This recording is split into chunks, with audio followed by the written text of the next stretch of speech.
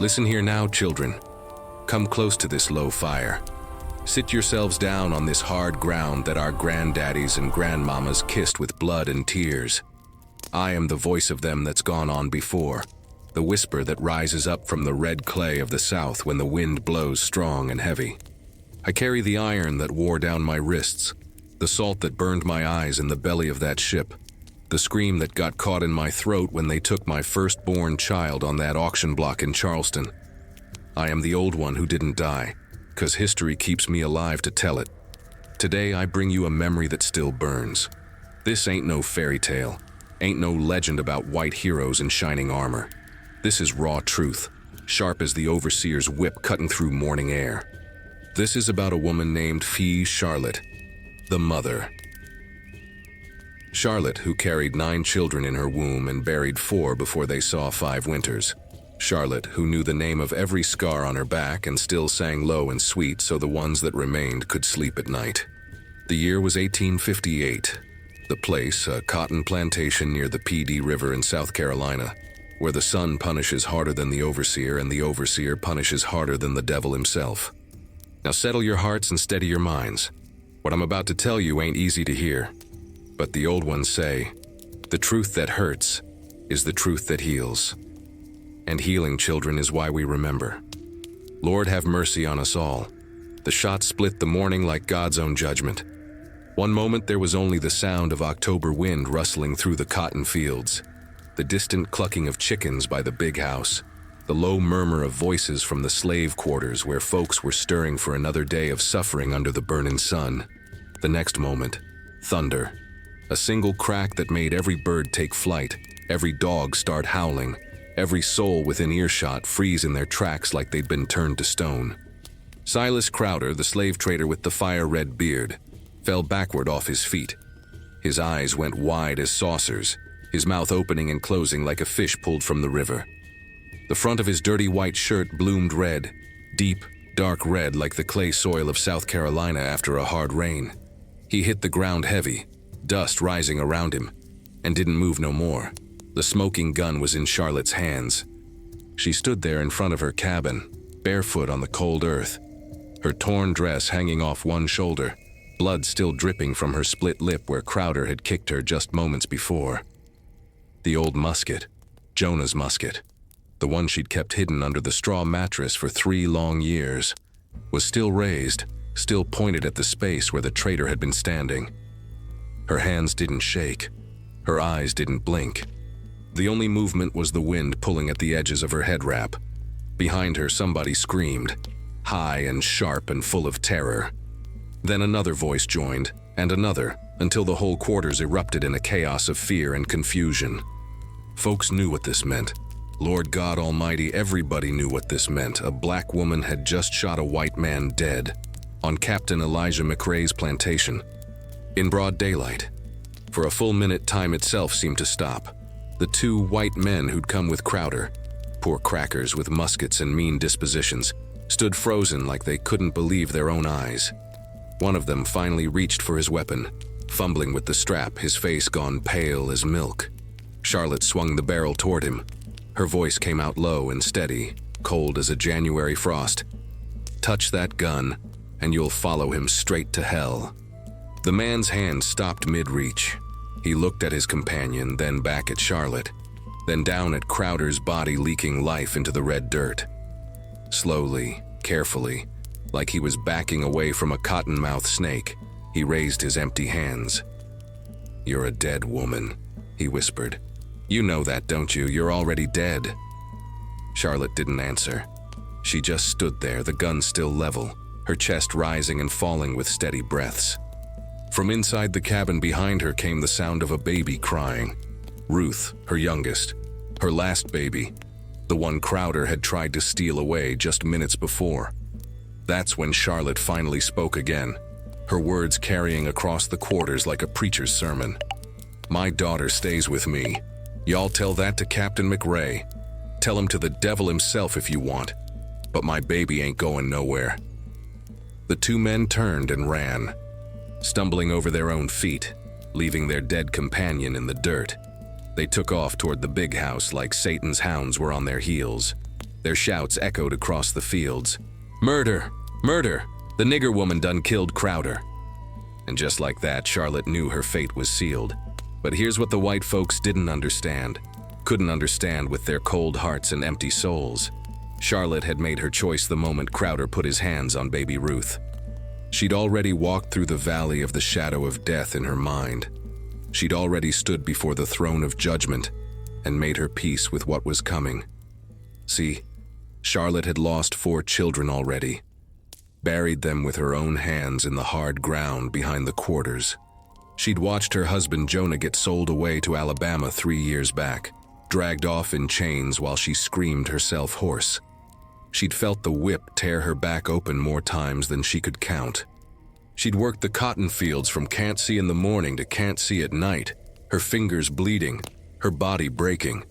But Ruth, sweet, fat, giggling Ruth with her gummy smile and her tiny hands that grabbed at everything. Ruth was the last thread holding Charlotte's soul to this world. And when Silas Crowder, that wretched soul, that cursed one, that damned devil in human skin, when he put Ruth in that burlap sack to carry her away to be sold in New Orleans, something inside Charlotte snapped clean in two. Not broke, snapped, like a chain pulled too tight finally giving way, like a dam holding back floodwaters finally bursting open. In that moment, standing in the dirt with her baby's cries filling her ears, Charlotte stopped being afraid. Fear fell away from her like an old coat sliding off her shoulders. And she remembered what Jonah had told her the night before they took him away, his voice urgent and low in the darkness of their cabin. "Charlotte, listen here now. That old musket under our bed, it's loaded. I taught you how to use it for hunting rabbit, but if they ever come for our children, you know what to do. You hear me, woman? You do what needs doing. Don't let them take what's ours without a fight." Now here we are, 48 hours before that shot rang out. Before Silas Crowder's blood soaked into South Carolina soil. Before Charlotte became a legend whispered about in every slave quarter from Virginia to Louisiana. Here we are, 2 days before, when the sun was setting over the PD River, and Captain McRae called for his overseer with news that would set everything in motion. Because every story of resistance, every tale of a soul pushed too far, every memory of a mother's fierce love, it all starts somewhere ordinary. With an ordinary evening. With a decision made by evil men who thought they had the right to tear families apart like they was nothing but property. Listen close now. This is how it began. Charlotte's name was spoken different depending on who was doing the talking. The field hands called her Sister Charlotte, with respect in their voices, 'cause she was strong-backed and never complained, no matter how heavy the cotton sack got or how hot the skin and heat became. The old wise ones in the quarters called her Daughter, and touched her shoulder gentle when they passed, 'cause they recognized the deep sorrow she carried inside her like a stone. The children, Lord, the children, they called her Auntie Lottie and would run to her when they got hurt, 'cause her hands were always gentle and she always had a kind word, even when her own heart was breaking.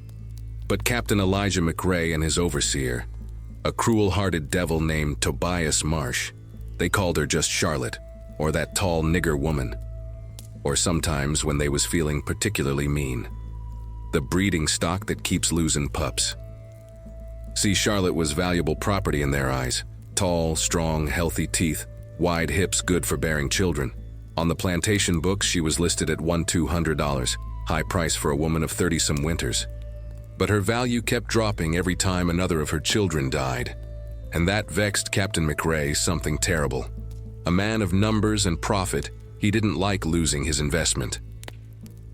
The McRae plantation sat on 800 acres of prime cotton land along the PD River in South Carolina's low country.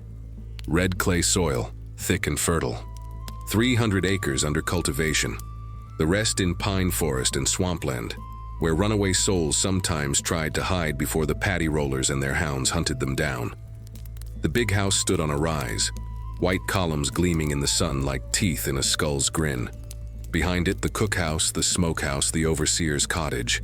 And beyond that, down the sloping red dirt road, past the cotton gin and the barn, the quarters.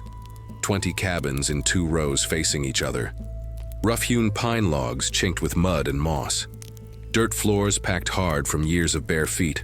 1 room per cabin, maybe 12 feet by 14. 1 door, no windows, or maybe 1 small opening covered with a wooden shutter. Roof of cypress shingles that leaked when it rained heavy.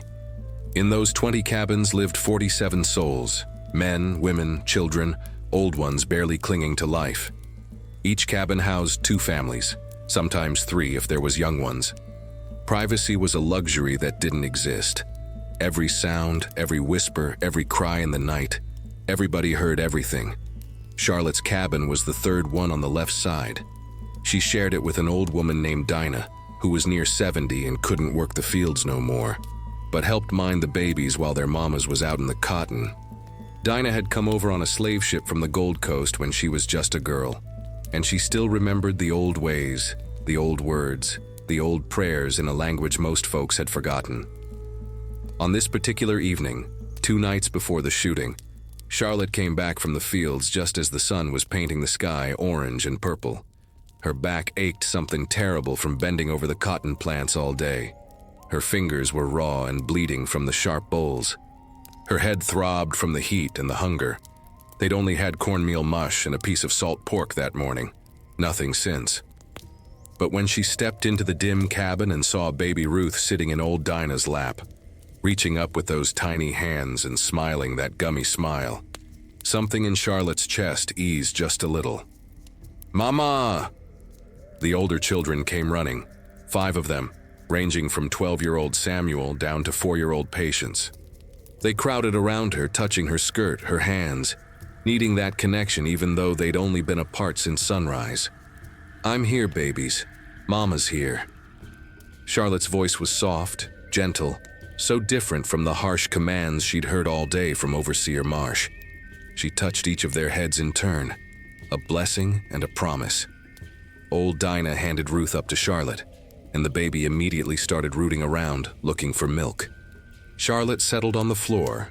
There was no furniture except a rough wooden table and 1 3-legged stool, and let Ruth nurse while the other children gathered close. "Hard day in the fields?" Dinah asked, though she already knew the answer. Every day was hard. That was just the way of things. Tobias Marsh was riled up about something, Charlotte said quietly. Driving folks harder than usual. Jacob nearly fainted from the heat, and Marsh had him whipped for slowing down. 10 lashes right there in the field. Samuel, her oldest boy, clenched his fists. At 12, he was already working full days in the cotton, and he'd seen too much cruelty for a child. "One day," he muttered. "One day that man gonna get what's coming to him." "Hush that talk," Charlotte said, sharp, fear lancing through her. "Don't let them thoughts settle in your mind, boy. That's how you end up on the whipping post or worse." But even as she said it, Charlotte felt the weight of her own hypocrisy. Hadn't she had those same thoughts 1,000 times? Hadn't she dreamed of wrapping her hands around Tobias Marsh's throat, of watching the life drain from Captain McRae's cold eyes? Dinah was watching her with those ancient, knowing eyes. The old woman could read souls like some folks read books. "Trouble's coming," Dinah said in her low, crackling voice. "I can feel it in my bones. The spirit's been restless these past nights. Heard him walking, heard him whispering." Charlotte felt a chill despite the warm evening. When Dinah talked about the spirits, you listened. The old woman had the gift, what some folks called root work or conjure. She knew things before they happened, could read signs in bird flight and cloud shapes. "What kind of trouble?" Charlotte asked quietly, pulling Ruth closer. Dinah shook her head slowly. "Can't rightly say yet. But it's heavy, child, heavy as chains, dark as the auction block. I seen it in my dreams. Blood on red clay, a white man falling, and you." She paused, her eyes boring into Charlotte's. "You standing tall with iron in your hands." The cabin went silent except for Ruth's soft, suckling sounds, and the distant call of mockingbirds settling in for the night. "What's that mean, Granny Dinah?" Little Patience asked, her voice small and scared. "Means we pray," Dinah said firmly. "Means we trust in the Lord and the ancestors. Means we stay vigilant." Outside, The iron bell clanged, the signal for supper distribution. The children scrambled up, grabbing the wooden bucket to go collect their ration of cornmeal and whatever scraps the big house kitchen had left over. Charlotte watched them go, Samuel leading the younger ones, and felt a fierce protective surge that nearly choked her. These were her children, her blood, her reason for drawing breath every morning even when the weight of bondage tried to crush her spirit. That night, after the meager supper was eaten and the children had fallen asleep on their corn husk mattresses piled in the corner, Charlotte sat in the doorway of the cabin, Ruth asleep against her chest, and looked up at the stars. Somewhere up north beyond the drinking gourd constellation, there was freedom. Somewhere there was a place where her children could run and laugh without fear, where they could learn to read and write, where they wouldn't be sold away like livestock. Jonah had talked about it in whispers before they took him. One day, Charlotte, one day we gonna cross that river Jordan, one day we gonna be free. But Jonah was gone now, sold down to Alabama to work himself to death in some cotton field she'd never see. And she was still here, still enslaved, still watching her children suffer. Charlotte closed her eyes and sang, so soft it was barely a whisper. Steal away, steal away, steal away to Jesus. Steal away home, I ain't got long to stay here. The old spiritual had hidden meaning. Every enslaved soul knew that. It wasn't just about heaven. It was about the Underground Railroad, about escape, about that dangerous journey to freedom that so many attempted and so few completed. But with 6 children and a nursing baby, how could she even think about running?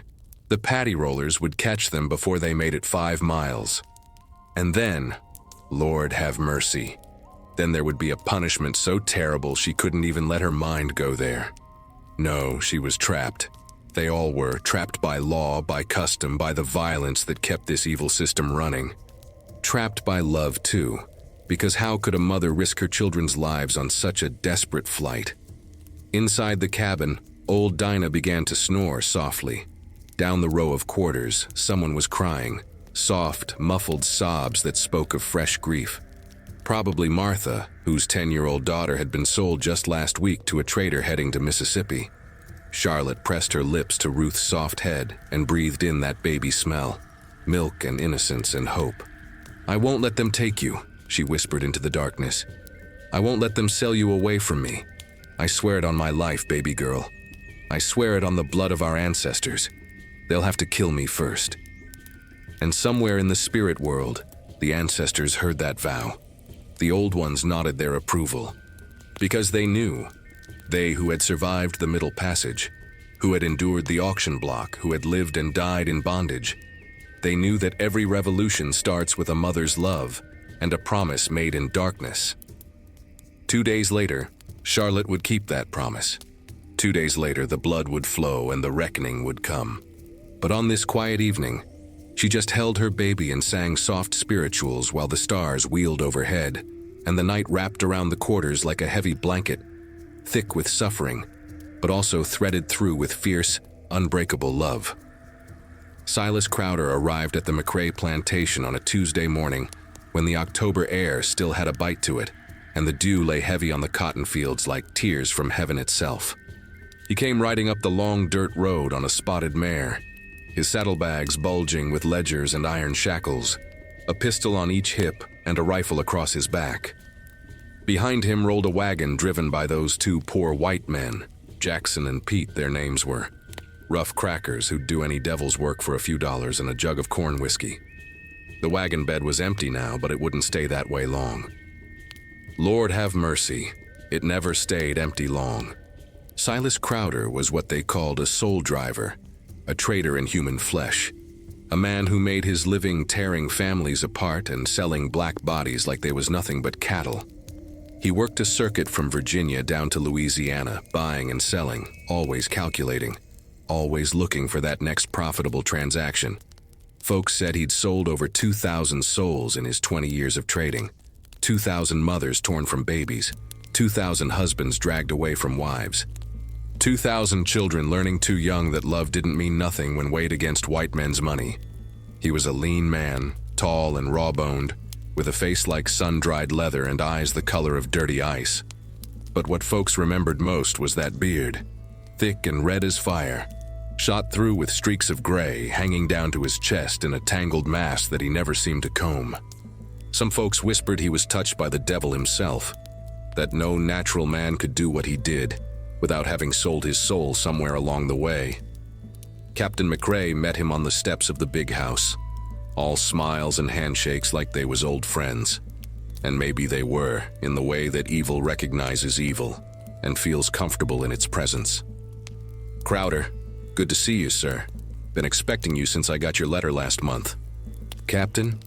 Crowder's voice was smooth as snake oil, refined in a way that didn't match his rough appearance. He'd been educated once, before he chose this particular line of work. "I trust business has been profitable?" "Profitable enough," McRae said, gesturing toward the cotton fields where tiny figures moved in long rows, backs bent, hands moving quick through the white bowls. "But I find myself in a position to liquidate some assets. Got some prime stock I'm willing to part with for the right price. Prime stock. Assets. Liquidate." The language of men who saw human beings as nothing but numbers in a ledger book. They went inside for breakfast, ham and eggs and biscuits with honey, coffee thick and strong. While out in the fields, the enslaved folks ate their cornmeal mush and worked till their fingers bled. Tobias Marsh, the overseer, joined them at the table, his whip coiled on his belt like a sleeping snake. "I need cash money," McRae was saying, cutting into his ham with a silver knife. "Got debts from a bad cotton season 2 years back, and my creditors are getting restless.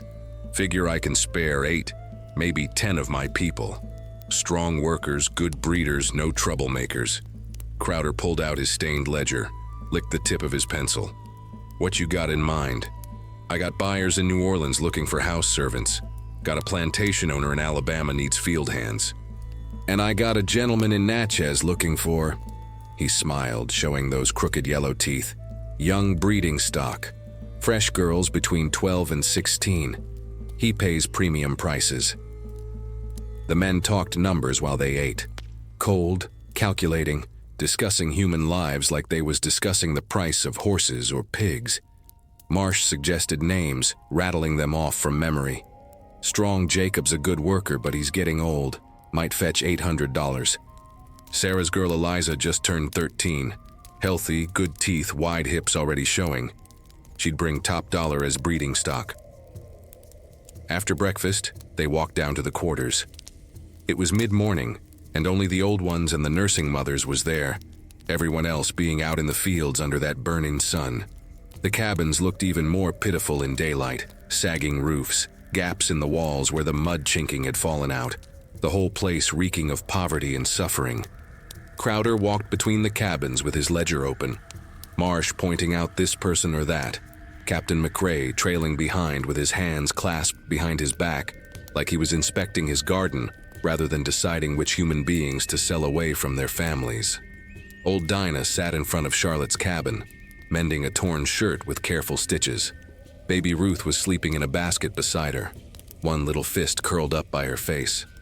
When the 3 white men approached, Dinah's hand stilled on the fabric, her ancient eyes watching them with a wariness born of 7 decades of bondage.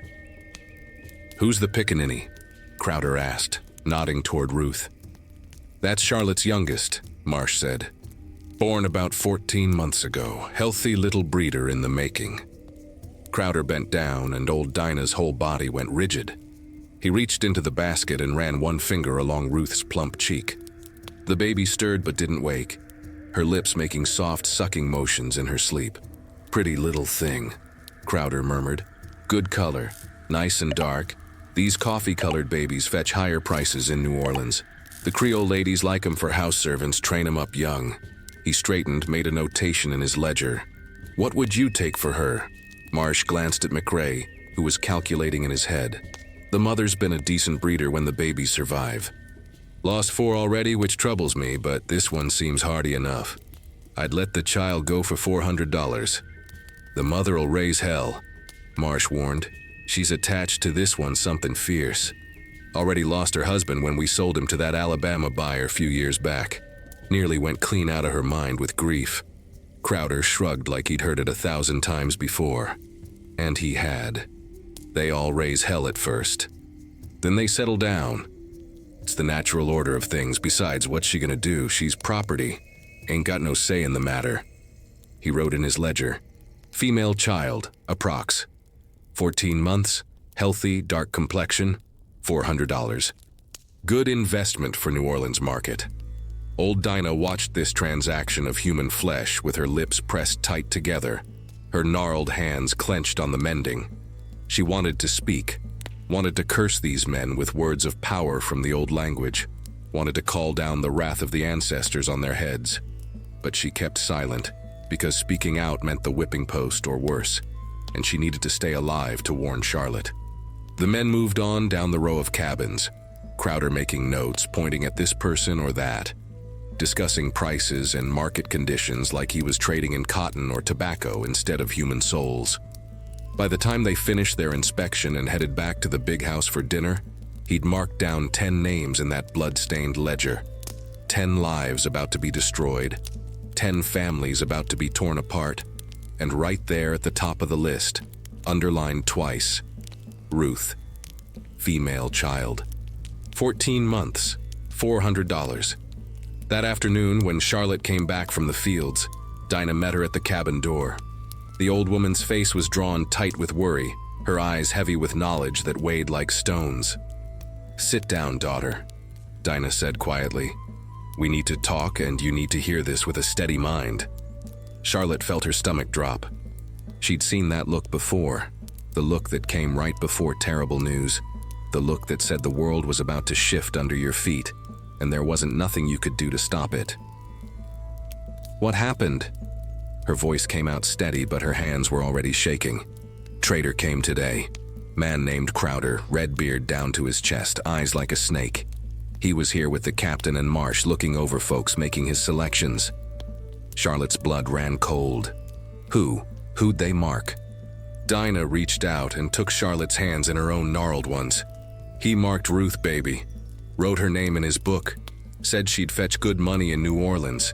Said the Creole ladies like dark babies for house servants." For a moment, Charlotte couldn't breathe. The world went silent except for the roaring in her ears like a great wind or a waterfall, or the sound of her own heart breaking clean in two. "No," she whispered. "No, not Ruth. Not my baby. I heard him say he's coming back day after tomorrow to collect his purchases and settle accounts with the captain. That's when he'll take her." Charlotte pulled her hands free and stumbled into the cabin. Ruth was awake now, sitting in her basket, playing with a corn husk doll that Samuel had made for her. When she saw her mama, she reached up with both arms, smiling that beautiful gummy smile. "Mama, Mama." Charlotte scooped her up, held her so tight the baby squeaked in protest. She buried her face in Ruth's neck and breathed in that sweet baby smell, feeling the warmth of that small body against her chest, the trust and love that radiated from her child like light from the sun. "They ain't taking you," Charlotte whispered fiercely. "I don't care what they wrote in their devil's book. I don't care what they think they got the right to do.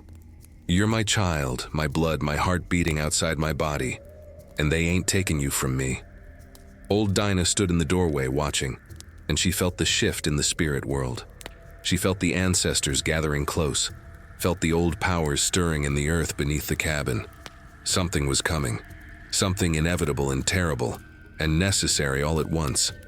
The old woman closed her eyes and whispered a prayer in the language of her childhood, the language of the Gold Coast, words of protection and power and acceptance of what must be.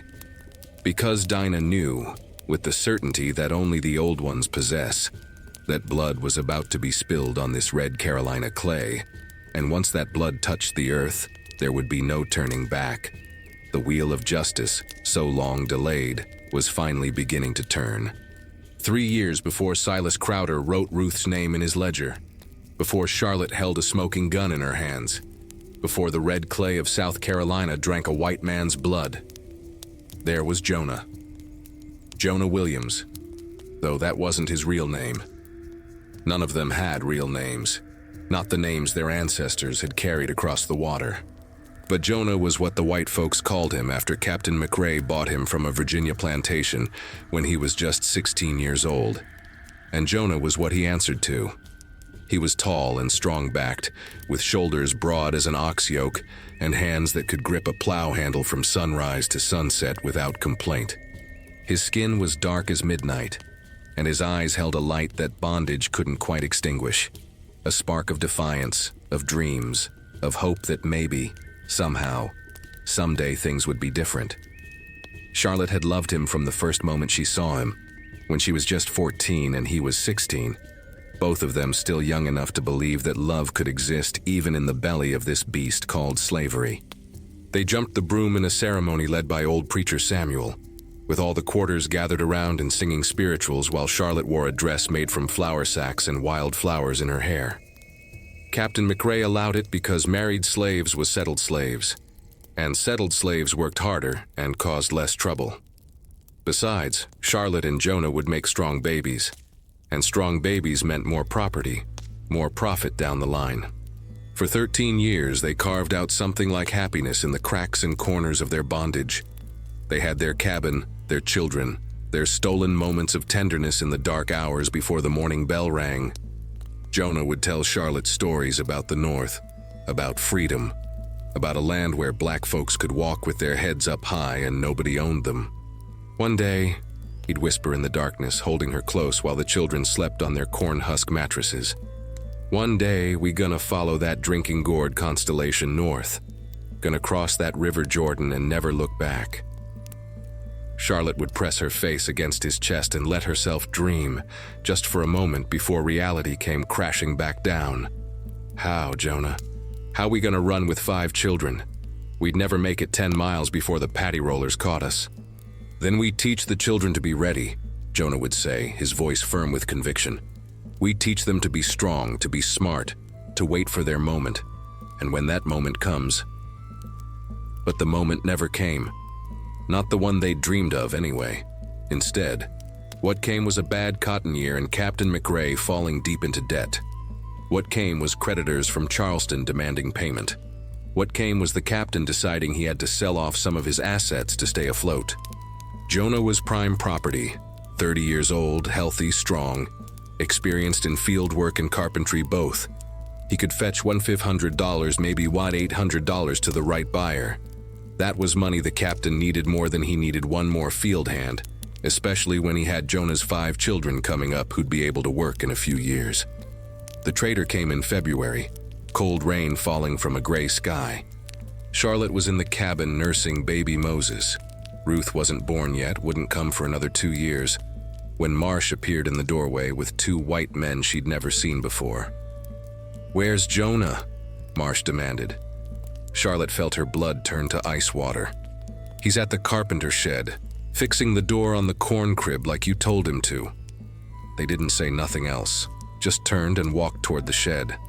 Charlotte handed the baby to Samuel, who was 7 years old then, and ran after them, her feet slipping in the mud, rain soaking through her thin dress. She arrived just in time to see them shackling Jonah's wrists. "No!"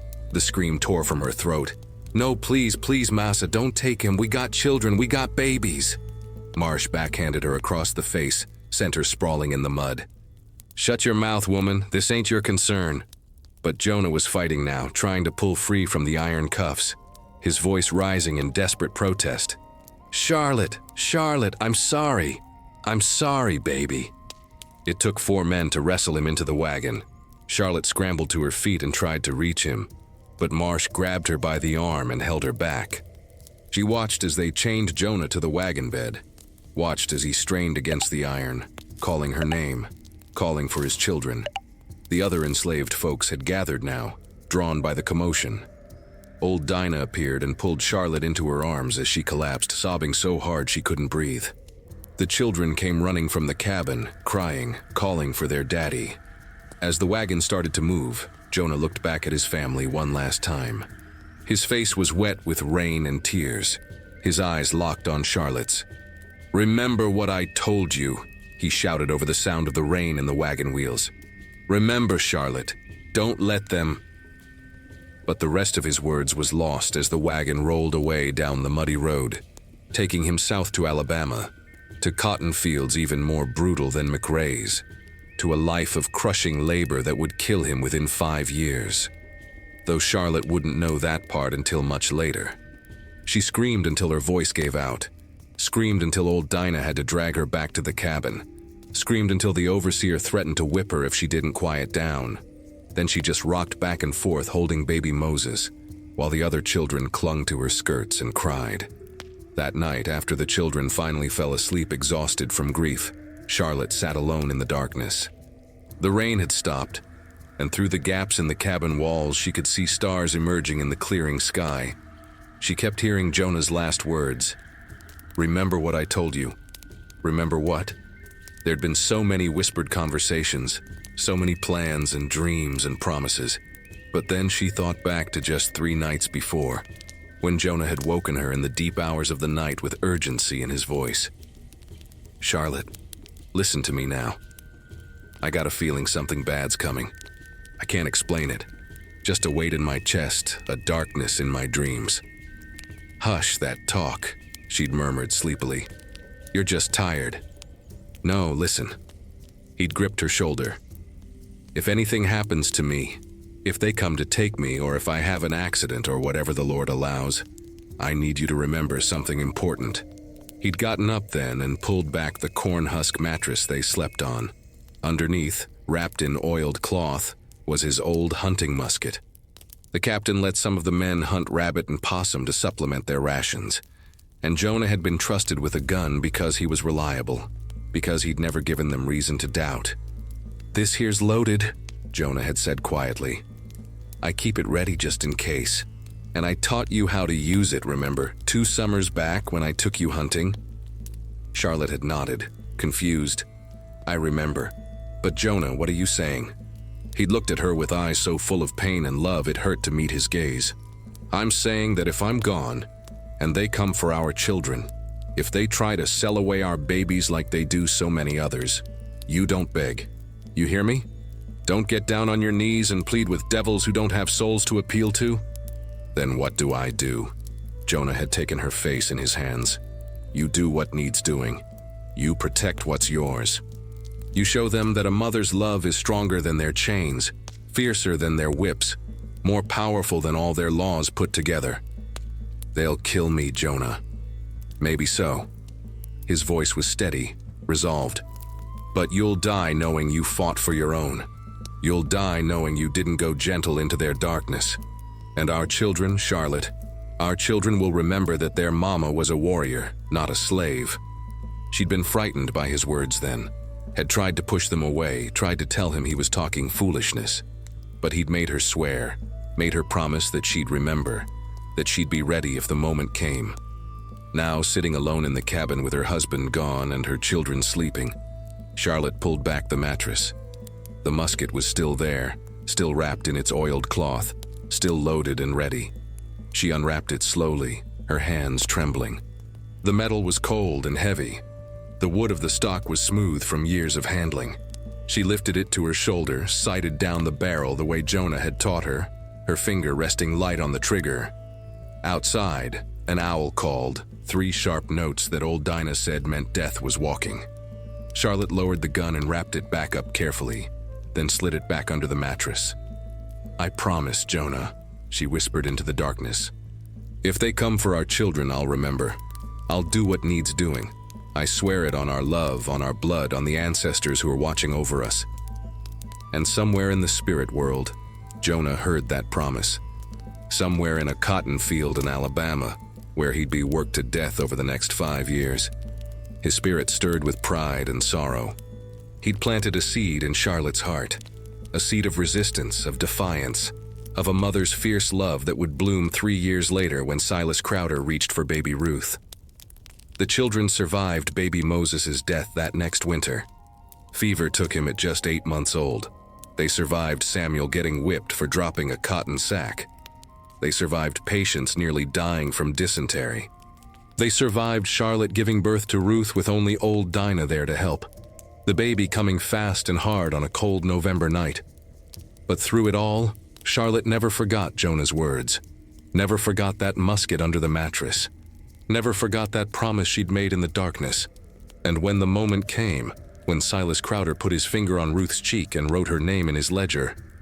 Charlotte remembered everything. She remembered Jonah's hands on her face in the darkness. She remembered his voice. "You do what needs doing." She remembered the weight of the musket, the feel of cold metal, the power contained in powder and ball and righteous fury. Old Dinah watched Charlotte's face change over those 2 days between Crowder's inspection and his promised return. Watched the fear transform into something harder, colder, more dangerous. Watched a desperate mother become a warrior. "You planning something," Dinah said quietly on that last evening. It wasn't a question. Charlotte just looked at her with eyes that had stopped crying, that had gone dry and clear and full of terrible purpose. "I made a promise," was all she said. Dinah nodded slowly. "Then you best keep it. The ancestors will hold you up, daughter. They've been waiting a long time for somebody to say enough. Might as well be you." That night, Charlotte cleaned the musket for the first time in 3 years. She checked the powder, made sure it was still dry. She loaded it carefully, the way Jonah had taught her, packing the ball just right, making sure the prime was ready. She didn't sleep, just held Ruth close and sang spirituals while the stars wheeled overhead, and destiny drew closer with every passing hour. Come morning, Silas Crowder would arrive to collect his purchases. Come morning, the promise Jonah left would be kept. Come morning, everything would change. The morning Silas Crowder came back to collect his purchases, the sky was the color of old bruises, purple and gray and heavy with the promise of rain that wouldn't fall till evening. The air hung thick and still, like the whole world was holding its breath waiting for something terrible to happen. Charlotte had been awake since before first light, sitting in the doorway of her cabin with Ruth in her arms, and the musket hidden just inside, wrapped in her old shawl. She'd sent the other children to the fields early with old Dinah, told them to stay close to the old woman no matter what they heard, no matter what happened. Samuel had looked at her with those knowing eyes. At 12 years old, he'd already seen too much suffering to be fooled by his mama's calm voice. "Mama, what you gonna do?" he'd asked quietly. Charlotte had kissed his forehead and held him tight for just a moment. "I'm gonna do what needs doing, baby. Now you go on. Take care of your brother and sisters, be strong." She'd watch them walk away down the dirt path toward the cotton fields, Samuel carrying little Patience on his hip, the other 3 following behind like ducklings. Her heart had twisted in her chest, because she knew, Lord, she knew, that this might be the last time she saw them as a free woman, the last time before everything changed forever. Now she waited, Ruth sleeping peaceful against her chest, one small hand curled around Charlotte's finger. The sun climbed higher. The morning bell rang for the field hands. The quarters emptied out until there was nobody left but Charlotte and a few nursing mothers and the very old ones who couldn't work no more. Then she heard it, the sound of horses on the road, wagon wheels creaking, men's voices raised in conversation. Her whole body went tense as a bowstring pulled tight. Silas Crowder rode up to the quarters on his spotted mare, those 2 poor white crackers following behind in the wagon. This time the wagon bed had fresh straw in it and several sets of iron shackles bolted to the sides, ready for human cargo. Overseer Marsh walked alongside them, his whip coiled on his belt, a piece of paper in his hand with the list of names. Charlotte caught a glimpse of that list and saw Ruth's name right there at the top, underlined twice. They went to the first cabin and pulled out Strong Jacob, a man of maybe 50 who'd worked the McRae fields for 30 years. Jacob didn't fight, didn't protest, just let them shackle him and lead him to the wagon like a cow going to slaughter. His wife Susanna stood in the cabin doorway and wept silent tears, her hand pressed to her mouth. Next was young Eliza, Sarah's 13-year-old daughter. The girl screamed and clung to her mama, but Marsh and one of the crackers pulled her away while Sarah collapsed in the dirt, calling on Jesus to have mercy. They shackled Eliza and threw her in the wagon, where she curled up in the straw and sobbed. One by one, Crowder collected his purchases. 8 souls in total, each one torn from their families, each one adding their cries to the chorus of grief that rose up from the quarters like smoke from a fire. Finally, they came to Charlotte's cabin. She stood up slowly, Ruth still in her arms, her bare feet planted firm on the packed earth. Her heart was pounding so hard she thought it might burst through her ribs, but her hands were steady, steady as stone. Crowder dismounted and walked toward her with that ledger in his hand and those cold eyes taking her measure. Up close, he smelled like tobacco and old sweat and something else, something rotten and evil that made Charlotte's stomach turn. "Morning, Charlotte," he said, like they was old friends. "I'm here to collect that baby of yours, Ruth, ain't it?" Charlotte didn't answer, just held Ruth tighter. "Now don't make this difficult," Crowder continued, his voice smooth as snake oil. "I paid good money for that child, $400, which is generous considering she ain't even weaned yet. Captain McRae has signed the bill of sale and everything's legal and proper. So hand her over and we can all get on with our day." Still Charlotte said nothing. Ruth had woken up and was looking around with those big dark eyes, one little hand reaching up to touch her mama's face. Crowder's smile faded. "Woman, I ain't got time for this, give me the child." He stepped forward and reached for Ruth. That's when Charlotte moved. Fast as lightning, she turned and twisted away, putting her body between Crowder and her baby. "Don't touch her," she said, her voice low and dangerous. "Don't you put your hands on my child." Marsh stepped forward, his hand going to his whip. "Charlotte, you best do what the man says. Don't make this harder than it needs to be." But Charlotte backed toward her cabin door, Ruth clutched tight against her chest, the baby starting to whimper now, sensing her mama's fear and fury. Crowder's face went hard. He'd bought and sold thousands of souls, and he wasn't about to be defied by some slave woman, no matter how desperate she was. "Jackson, Pete, grab the child." The two crackers moved in from either side.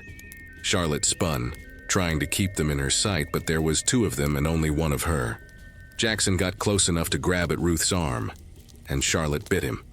Sank her teeth into his hand hard enough to draw blood, hard enough to make him howl and jerk back. "God damn nigger bitch," Jackson shouted, cradling his bleeding hand. That's when Crowder lost his patience. He strode forward and grabbed Charlotte by the hair, yanking her head back so hard tears sprang to her eyes. With his other hand, he seized Ruth and pulled, trying to tear the baby from her mother's arms. Ruth screamed, a high, terrified sound that cut through the morning air like a knife. Charlotte held on with all her strength, her arms locked around her baby, her whole body trembling with the effort. "No, no, you can't have her. She's mine, she's mine." They struggled there in the dirt outside the cabin, Crowder pulling, Charlotte resisting, Ruth screaming between them. The other two white men joined in, grabbing at Charlotte's arms, trying to pry her fingers loose. Finally, Crowder wrenched Ruth free. The baby came away from Charlotte's chest with a tearing sound, like something vital being ripped out. Charlotte lunged forward, trying to get her back, and Crowder, he kicked her right in the mouth with his heavy boot. The world exploded in pain and stars and the taste of copper. Charlotte felt something crack, felt a tooth come loose and fly from her mouth. She hit the ground hard, blood pouring from her split lip, the red dirt rising up to meet her like an old enemy. Through the ringing in her ears, she could hear Ruth screaming, "Mama, Mama, Mama!" She could hear Crowder laughing, actually laughing, as he stuffed the crying baby into a burlap sack. There now. That wasn't so hard, was it? Charlotte lay there in the dirt, blood pooling under her cheek, pain radiating through her jaw. For a moment, just one brief, terrible moment, she felt something inside her break. Not her body, but something deeper. Something in her soul that had been bent and strained for 30-some years of bondage, but had never quite snapped. Until now. She heard Jonah's voice in her memory.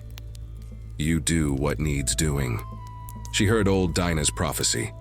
Blood on red clay, a white man falling, and you standing tall with iron in your hands. She heard Ruth's terrified cries from inside that burlap sack. "Mama, Mama!" And Charlotte made her choice. She pushed herself up from the dirt. Blood dripped from her mouth, staining her dress, but she didn't care. Her eyes had gone cold and clear and full of a purpose that was beyond fear, beyond pain, beyond anything except the fierce, protective love of a mother who'd been pushed too far. She walked into her cabin, moving like she was in a dream. Her hands found the musket under the mattress, unwrapped it from the shawl. The weight of it felt right in her hands, felt like justice, felt like the promise she'd made to Jonah coming due. Outside, she could hear Crowder telling his men to tie up the sack. "Secure that baby good. We got a long ride to Charleston." Charlotte checked the musket one last time. Powder dry, ball loaded, flint ready. Her hands weren't shaking no more. Her heart had slowed to a steady, calm rhythm, like she was already dead and this was just her spirit walking. She stepped back out into the morning light. Crowder was at his horse, the burlap sack with Ruth in it slung over the saddle. The baby's muffled cries came from inside, desperate and heartbreaking. The two crackers were heading back to the wagon where the other enslaved folks sat in their chains, watching with wide eyes. Charlotte walked forward, bare feet on the red dirt, blood still dripping from her chin. She raised the musket to her shoulder, smooth and easy, just like Jonah had taught her all those years ago. Crowder turned and saw her. For a split second, his expression was pure disbelief. A nigger woman with a gun. It was so outside his understanding of how the world worked that his brain couldn't quite process it. Then he saw the look in her eyes, and his hand went for his pistol. Too late. Charlotte's voice came out low and steady, cutting through the morning air like a blade through flesh. "Solta minha filha." The words weren't even in English. They was Portuguese, something her own mama had taught her back when Charlotte was just a baby herself before her mama got sold away. But their meaning was clear enough. "Let go of my daughter." Crowder's hand froze on his pistol grip. He tried to smile, tried to laugh it off, tried to reassert his authority. "Woman, you don't know what you're—" Charlotte pulled the trigger. The shot cracked like thunder on Judgment Day. Silas Crowder's smile died on his face. He looked down at his chest, where his white shirt was blooming red, and his expression changed to something like surprise, like he couldn't quite believe that a slave woman, property, livestock, something less than human in his eyes, had just shot him. He fell backward off his feet and hit the ground with a heavy thud that scattered dust into the morning air. And in that instant, in that single heartbeat between the shot and the fall, the whole world changed. Charlotte stood there with the smoking musket in her hands, watching Crowder's blood soak into the South Carolina clay, and she felt something she hadn't felt in 30 years of bondage. She felt free. The moment after the shot, before the screaming started, before the two crackers ran for their lives, before the whole plantation erupted in chaos, there was silence. Pure, crystalline silence that seemed to stretch out forever, like time itself had stopped to bear witness to what Charlotte had done. She stood there in that silence with the musket still raised, smoke curling from the barrel, the acrid smell of gunpowder sharp in her nostrils. Her ears were ringing from the blast. Her hands were steady on the warm metal. Her heart beat slow and calm in her chest, like she'd just completed some sacred ritual instead of killing a man. Silas Crowder lay on his back in the red dirt, eyes wide and staring at nothing, that fire-red beard of his spreading across his chest like a bib. Blood pumped from the hole in his sternum, dark red, almost black, soaking into the earth beneath him. His mouth worked soundlessly, trying to form words, but only pink foam bubbled out. Charlotte watched him die. Didn't look away, didn't flinch.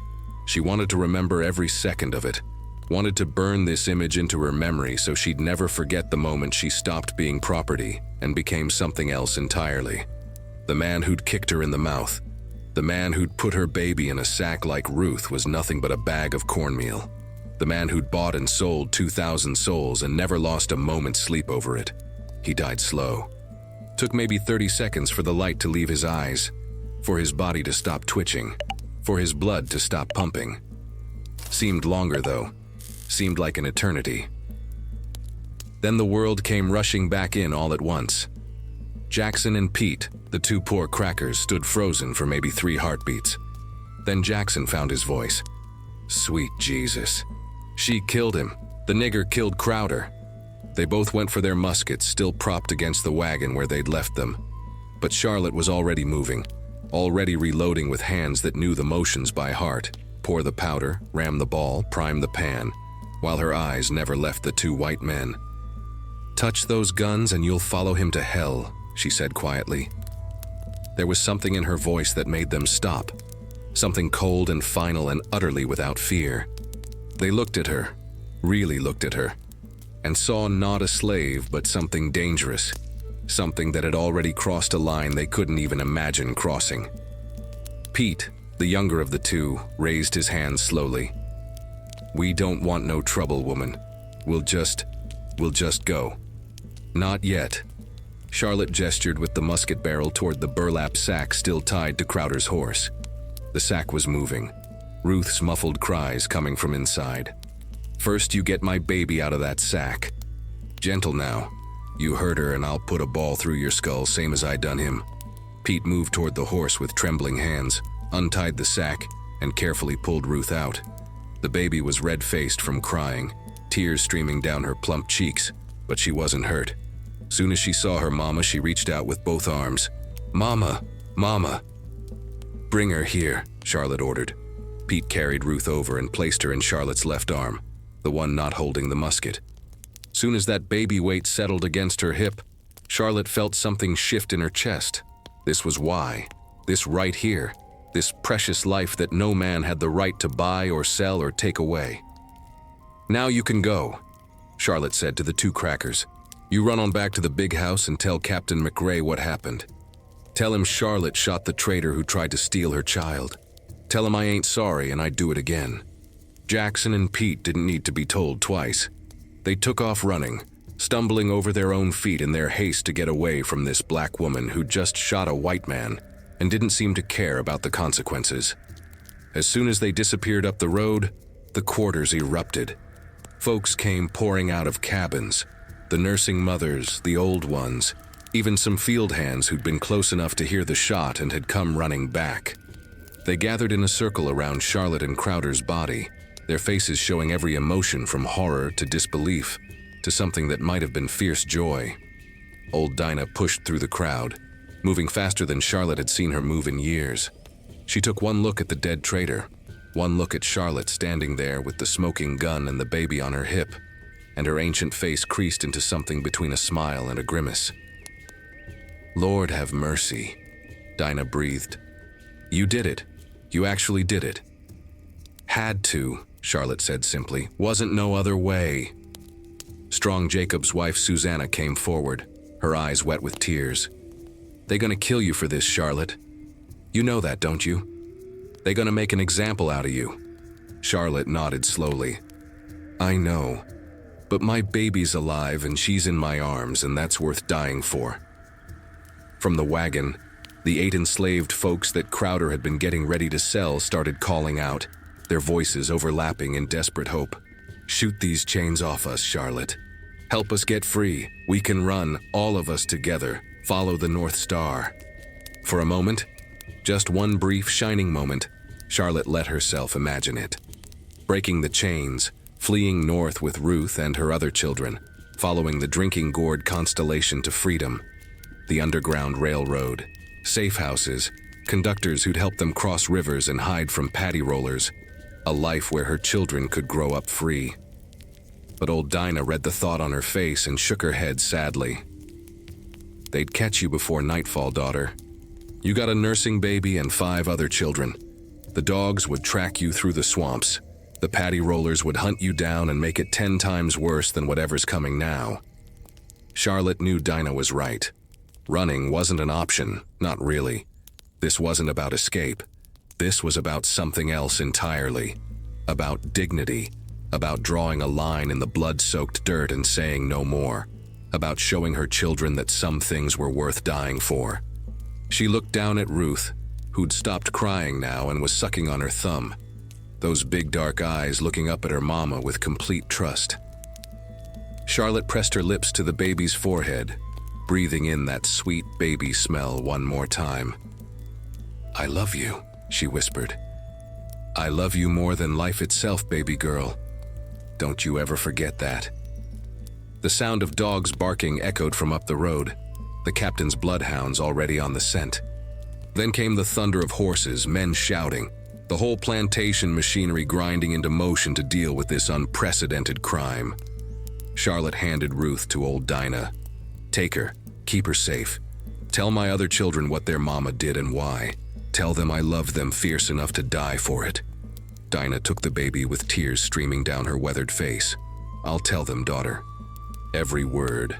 Your name gonna live on long after the rest of us is dust." Charlotte turned to face the road where the white men were coming. She still had the musket, still had it loaded, could maybe take one or two more with her before they brought her down. But something told her that wasn't the right way. She'd made her point. She'd killed the man who tried to take her child. Now it was time to face whatever came next, with the same courage she'd shown in pulling that trigger. She laid the musket down in the dirt, stood up tall with her shoulders back and her head high.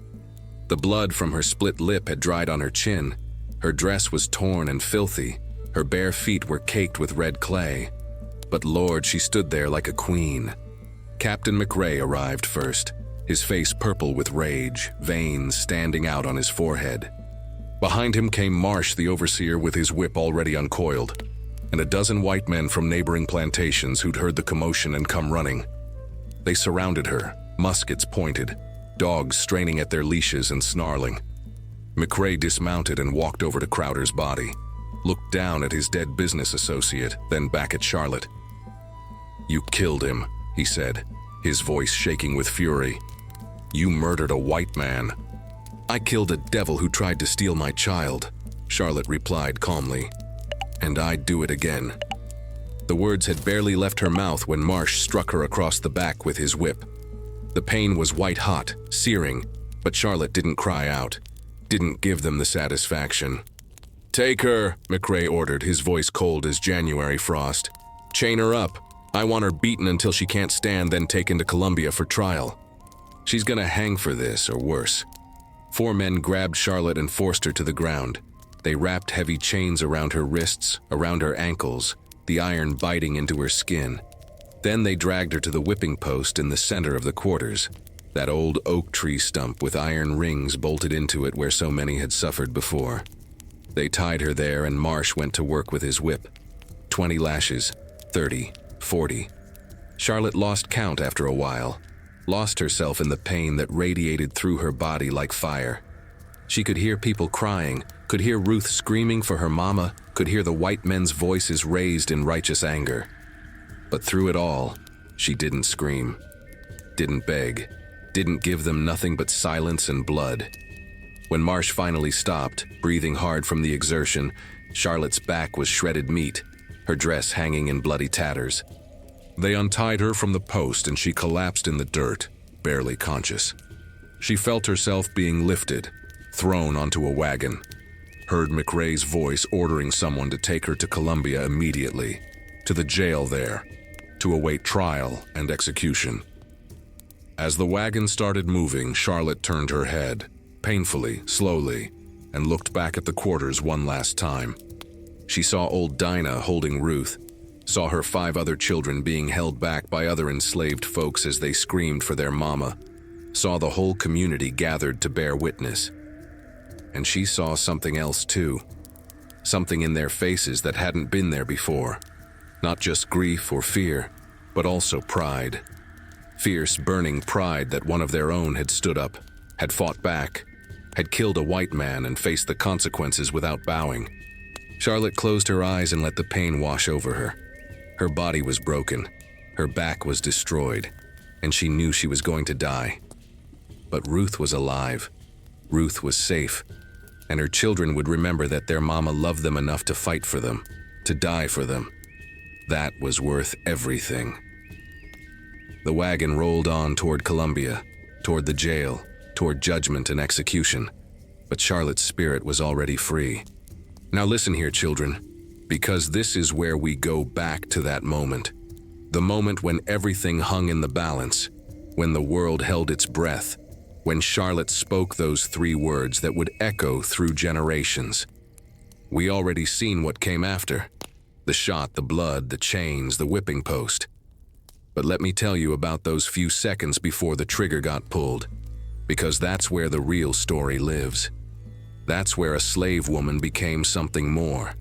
Charlotte stood there with the musket raised, Jonah's old hunting rifle that she'd kept hidden for 3 long years, waiting for this very moment even though she'd prayed it would never come. Her hands were steady. Lord, they were steady as stone, even though her heart was pounding like African drums in her chest. Silas Crowder had frozen with his hand on his pistol grip. The burlap sack with baby Ruth inside was still slung over his saddle, the baby's muffled cries coming from within, making Charlotte's milk let down, her breasts aching with the need to comfort her child. Behind Crowder, Jackson and Pete stood paralyzed, their faces gone white as milk. Over by the wagon, the 8 chained souls who were about to be sold watched with eyes wide as saucers, barely breathing. The whole quarters had gone silent. Even the birds stopped singing.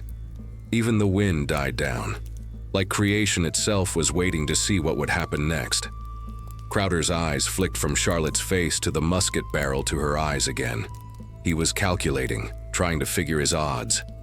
He'd been in tight situations before, angry bucks who didn't want to be sold, desperate fathers trying to keep their families together.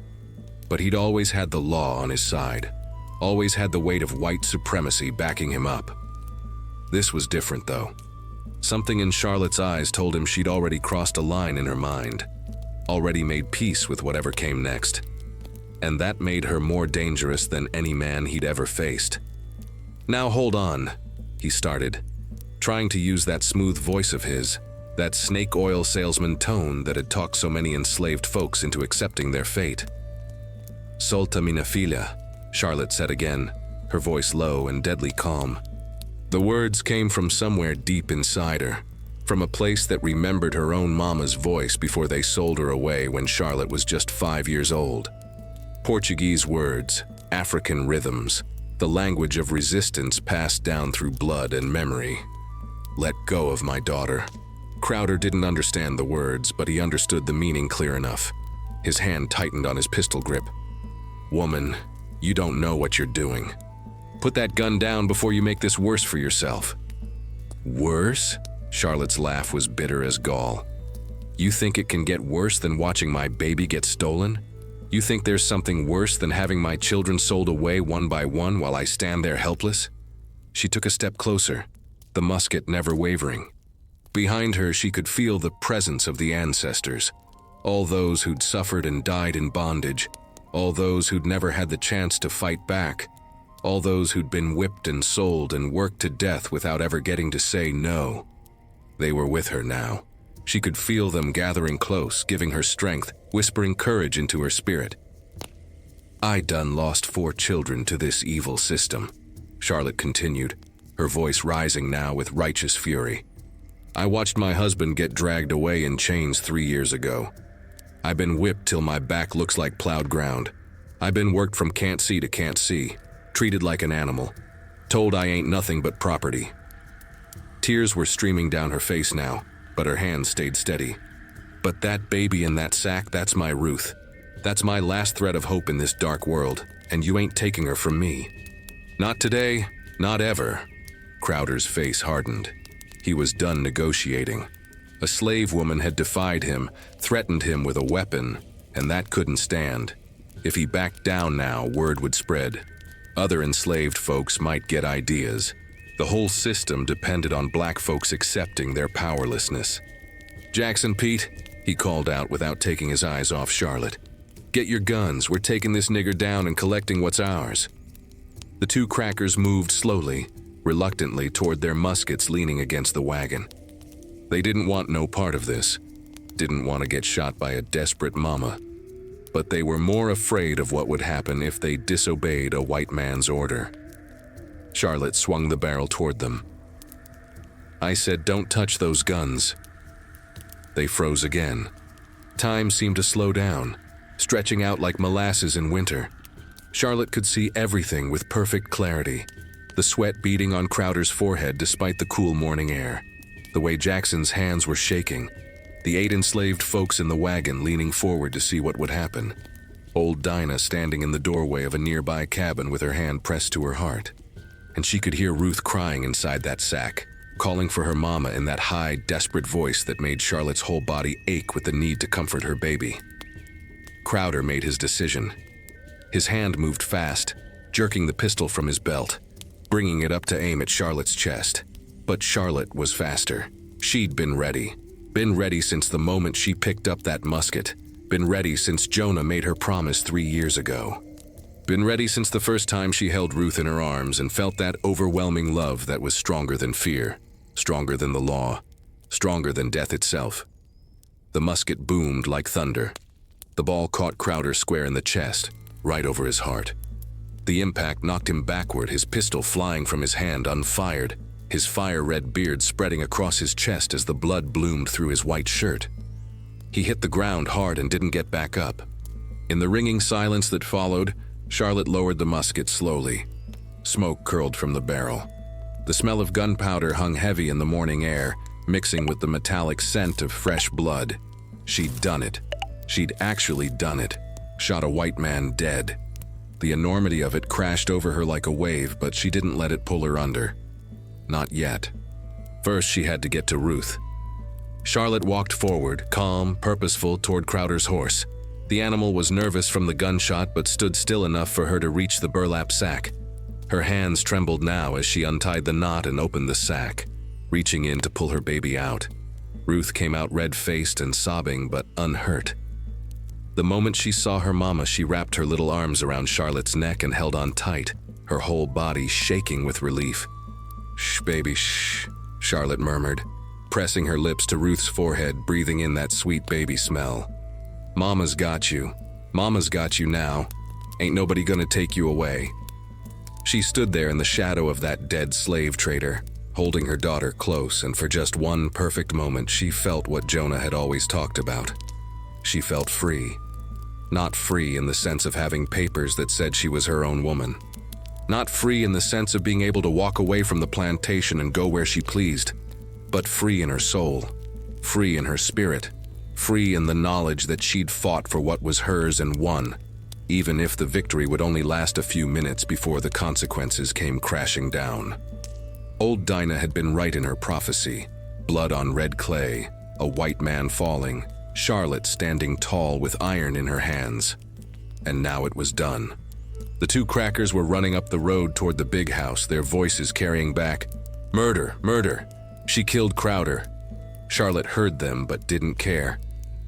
She just held Ruth and swayed back and forth, humming one of the old spirituals her own mama used to sing. "Soon I will be done with the troubles of the world. Troubles of the world, troubles of the world. Soon I will be done with the troubles of the world.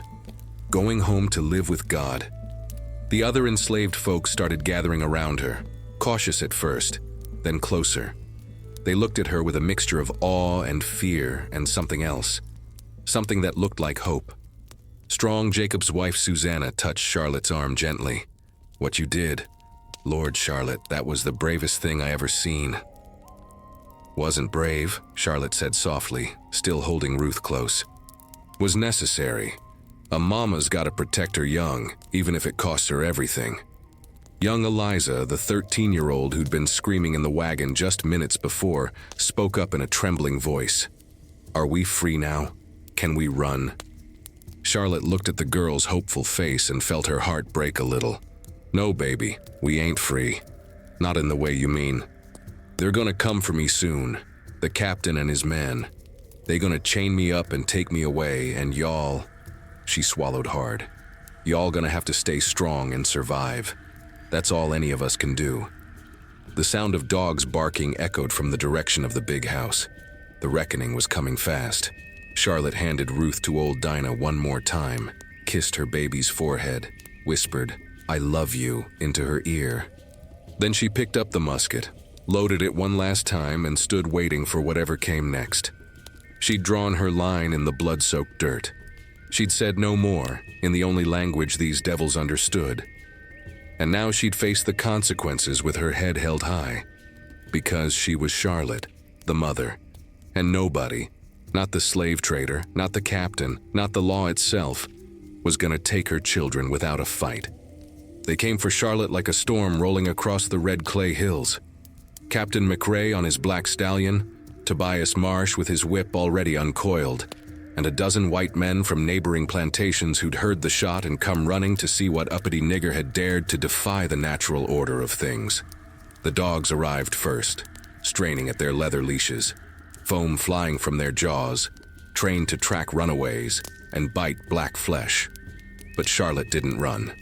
She just stood there by Crowder's body with the empty musket in her hands, waiting calm as Sunday morning.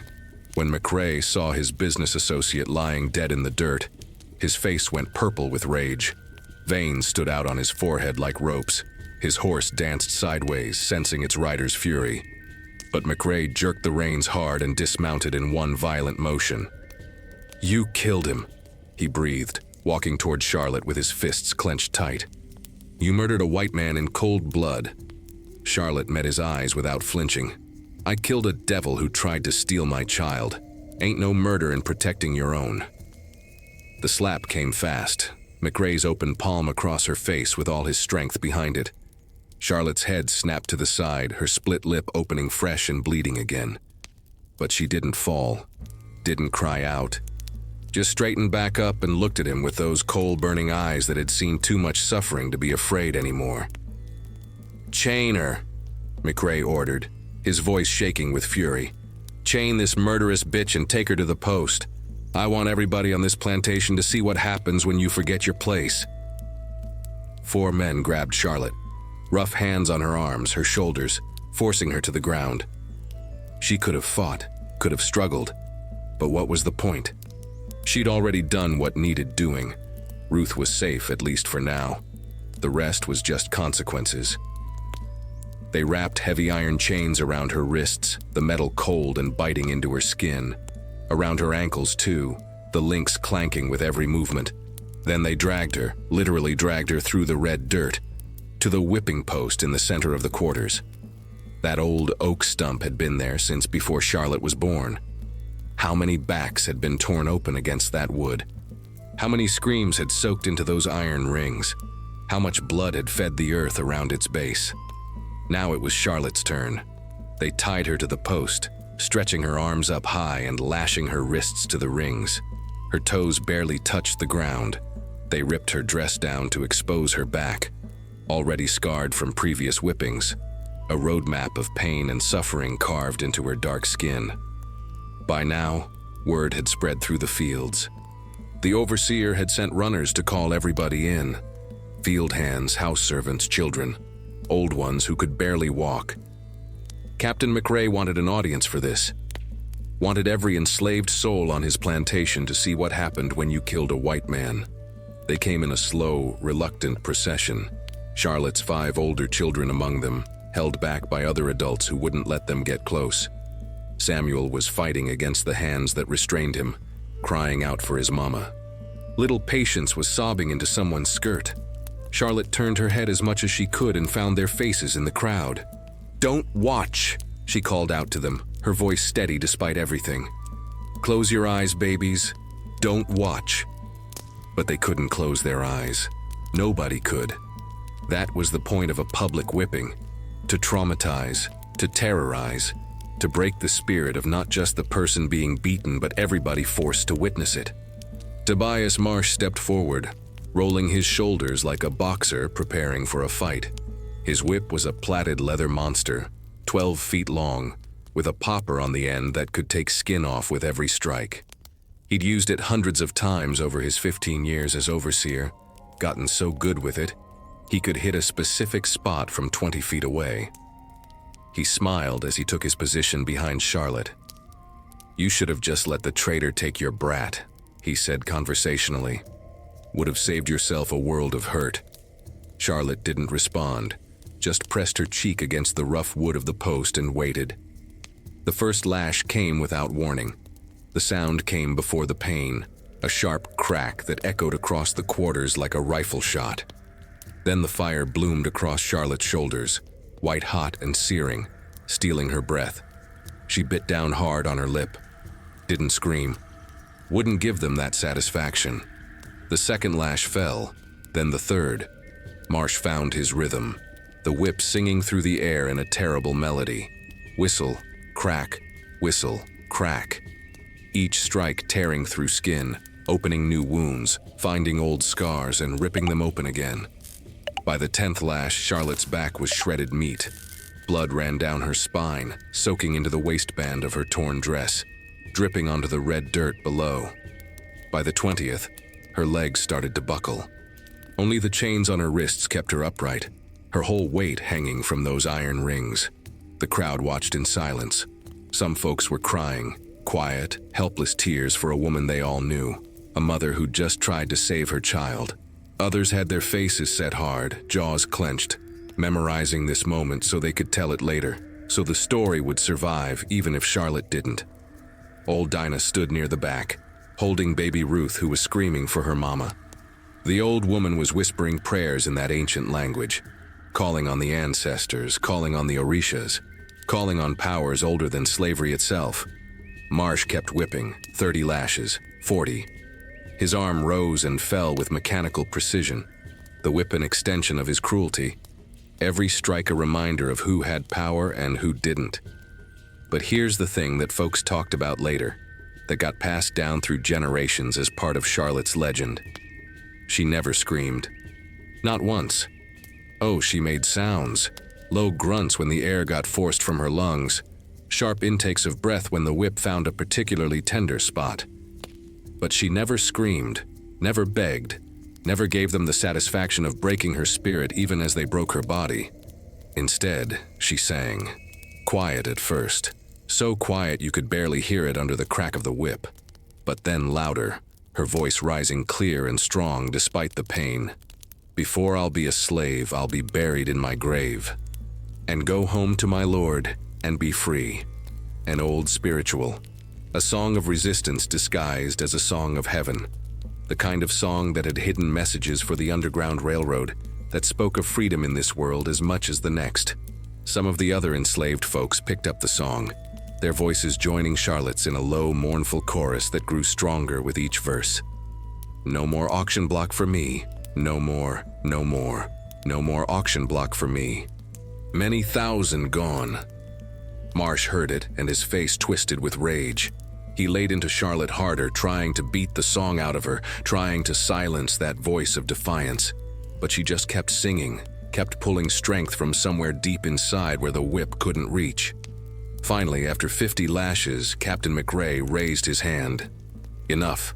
We ain't trying to kill her yet. Save her for the trial. Marsh stopped, breathing hard from the exertion. His shirt was soaked with sweat, his arm trembling from the effort of delivering so many blows. Charlotte hung limp from the chains, her back a mass of torn flesh and flowing blood. But her lips were still moving, still forming the words to that spiritual. They cut her down and she collapsed like a rag doll. Didn't have the strength to stand anymore. Her consciousness was flickering in and out, the world going gray at the edges. Through the haze of pain, she heard McRae giving orders. Get her loaded in the wagon. Take her to Columbia today, right now. I want her in that jail before sundown. She's gonna hang for what she done, but it's gonna be legal and proper. Let the courts handle it. Strong hands lifted Charlotte, more gentle now, other enslaved folks helping to move her onto the wagon bed. Someone spread a blanket under her ravaged back, trying to ease the pain. Old Dinah appeared with a wet cloth, dabbing at Charlotte's face, whispering words of comfort. You done good, daughter, the old woman murmured. You stood tall. The ancestors are proud. Charlotte's eyes found Ruth, still crying in someone's arms. She tried to lift her hand toward her baby, but didn't have the strength. Take care of her, she whispered to Dinah. Tell her Mama loved her more than life itself. I will, Dinah promised, tears streaming down her weathered face. Every day till my last breath, I'll tell her. The wagon started moving, rolling slowly up the dirt road toward Columbia. Charlotte lay on her stomach, each bump and jolt sending fresh waves of agony through her destroyed back. But she didn't cry out, just kept her eyes open, kept breathing, kept holding on to consciousness because she wanted to remember every moment of this. She'd shot a slave trader dead. She'd defied the law. She'd protected her child. And she'd survived 50 lashes without screaming, without begging, without breaking. Whatever came next, trial, execution, Whatever horrors they had planned, they couldn't take that away from her. Couldn't erase the fact that for one brief, shining moment, she'd been free in the way that mattered most. She'd chosen her own path, even knowing where it led. And as the wagon carried her toward Columbia, toward the jail cell and the trial and the firing squad, Charlotte closed her eyes and smiled, because she could still hear her people singing behind her, their voices carrying across the cotton fields. Before I'll be a slave, I'll be buried in my grave, and go home to my Lord and be free. The whip had sung its cruel song, but Charlotte's spirit had sung louder, and that song would echo through generations long after the whip turned to dust. The wagon rolled north through South Carolina's red clay country, carrying Charlotte toward Columbia, like she was cargo instead of a human soul. 2 armed guards rode alongside, poor white men hired for $1 a day to make sure the dangerous negress didn't escape. As if she could, with her back torn to ribbons and chains heavy on her wrists and ankles. The journey took 2 days. 2 days of agony that seemed to stretch into eternity. Every rut in the road sent fresh fire through Charlotte's shredded back. Every bump and jostle made her bite down on the dirty rag they'd given her to keep from screaming. The October sun beat down merciless during the day, and at night the cold seeped into her bones until her whole body shook with chills. They stopped once at a way station, just a rough cabin where the guards could get whiskey and food. They didn't offer Charlotte nothing except a dipper of water that she could barely swallow past her swollen throat. She lay in the wagon bed, drifting in and out of consciousness, her mind wandering between this world and the spirit realm. In her fever dreams, she saw Jonah. He stood at the edge of a river, the Jordan maybe, or the Pidi, or that great water that separated this life from the next. He was smiling at her, his hand reaching out. "You did good, Charlotte," he said, his voice clear as church bells. "You kept your promise, our baby's safe." "I'm coming to you soon," Charlotte whispered, her cracked lips barely moving. "Won't be long now." "I know, and I'll be waiting right here to carry you home." But then the wagon hit another rut, and Charlotte jolted back to brutal reality. The pain, the chains, the smell of her own blood and sweat mixing with the dust of the road. On the second day, they joined up with another transport heading to Columbia. This one carried 3 other condemned souls, 2 men and a boy who couldn't have been more than 12 years old. All of them were chained, all of them bore the marks of recent beatings. All of them were heading to trials that everyone knew would end in execution. The guards combined the prisoners into one wagon to save trouble. They threw Charlotte in the back with the others, and for the first time since leaving McRae's plantation, she wasn't alone. The older of the 2 men was named Isaac. Big, strong-backed man of maybe 40, with scars crisscrossing his back that spoke of a lifetime of whippings.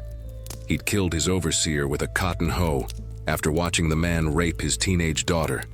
Been on the run for 3 weeks before the paddy rollers caught him hiding in a swamp. The other man was called Marcus, younger, maybe 25. He'd tried to escape to the north with his pregnant wife. They'd made it almost to Virginia before the dogs caught them. His wife had died in childbirth while chained in a jail cell, and Marcus had gone mad with grief and attacked a guard. Now he sat in the wagon rocking back and forth, mumbling to himself, lost somewhere inside his own broken mind. And then there was the boy. Nobody knew his real name. He'd been too scared to say much of anything, but the guards called him Little John and laughed about how he'd stabbed his master's son with a kitchen knife after being beaten one too many times. The master's son had lived, but the law said a slave raising a hand against a white person, even in self-defense, deserved death. Little John sat curled up in the corner of the wagon, his thin arms wrapped around his knees, silent tears streaming down his face. He looked at Charlotte with eyes too old for his young face, eyes that had seen horrors no child should ever witness. Charlotte managed to shift herself closer to him, every movement sending fresh agony through her torn back. She reached out with her chained hands and touched the boy's shoulder gently. "What's your real name, child?" she asked, her voice rough as gravel. The boy hesitated, then whispered, "Ezekiel. My mama named me after the prophet." "That's a good, strong name." Your mama still living?" He shook his head. "Sold away when I was 6. Don't remember her face no more, just her voice singing spirituals at night." Charlotte's heart twisted. So many stolen children, so many broken families, so many mothers and babies torn apart by this evil system. "Listen to me, Ezekiel," she said, squeezing his shoulder. "I need you to remember something important. Can you do that for me?" The boy nodded. "You're going to die soon. I ain't gonna lie to you about that. They're gonna put us on trial and find us guilty and execute us, probably all on the same day. But here's what I need you to understand. Dying ain't the worst thing that can happen to a person." Isaac had stopped rocking and was listening now. Even Marcus seemed to focus for a moment, his mumbling quieting.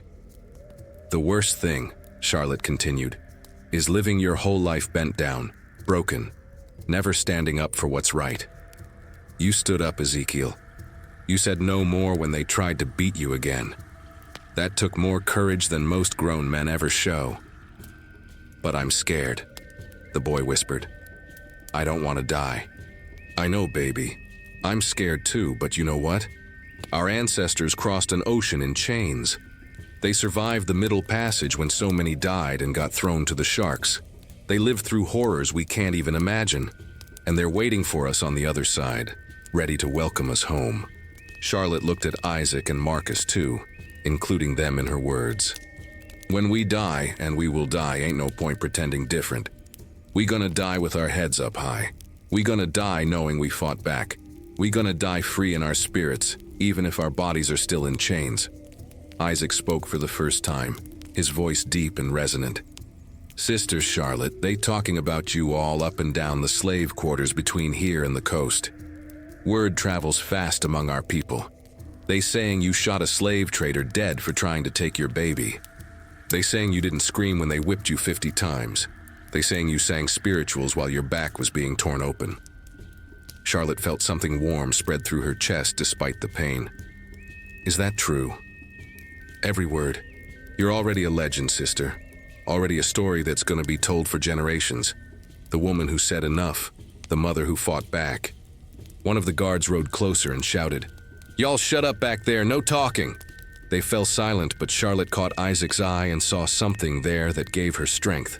Pride, recognition, the understanding that passed between people who'd been pushed too far and finally pushed back. The wagon rolled on through tobacco fields and pine forests, past plantations where enslaved folks looked up from their work to watch the transport pass. Some made subtle signs, a raised fist hidden from white eyes, a nod of respect, whispered words that the guards couldn't hear but the prisoners could feel. As evening approached, they crested a hill and saw Columbia spread out below, the state capitol with its white buildings gleaming in the fading light, the jail on the edge of town with its high stone walls and iron gates. Charlotte looked at that jail and knew it would be the last building she'd ever enter as a living woman. In a few days, maybe a week at most, she'd be standing before a firing squad or a noose, facing her death for the crime of protecting her child. But you know what? She wasn't sorry. Not even a little bit. She thought of Ruth's face, those big dark eyes full of trust and love. She thought of her other 5 children, growing up knowing their mama had been brave enough to fight.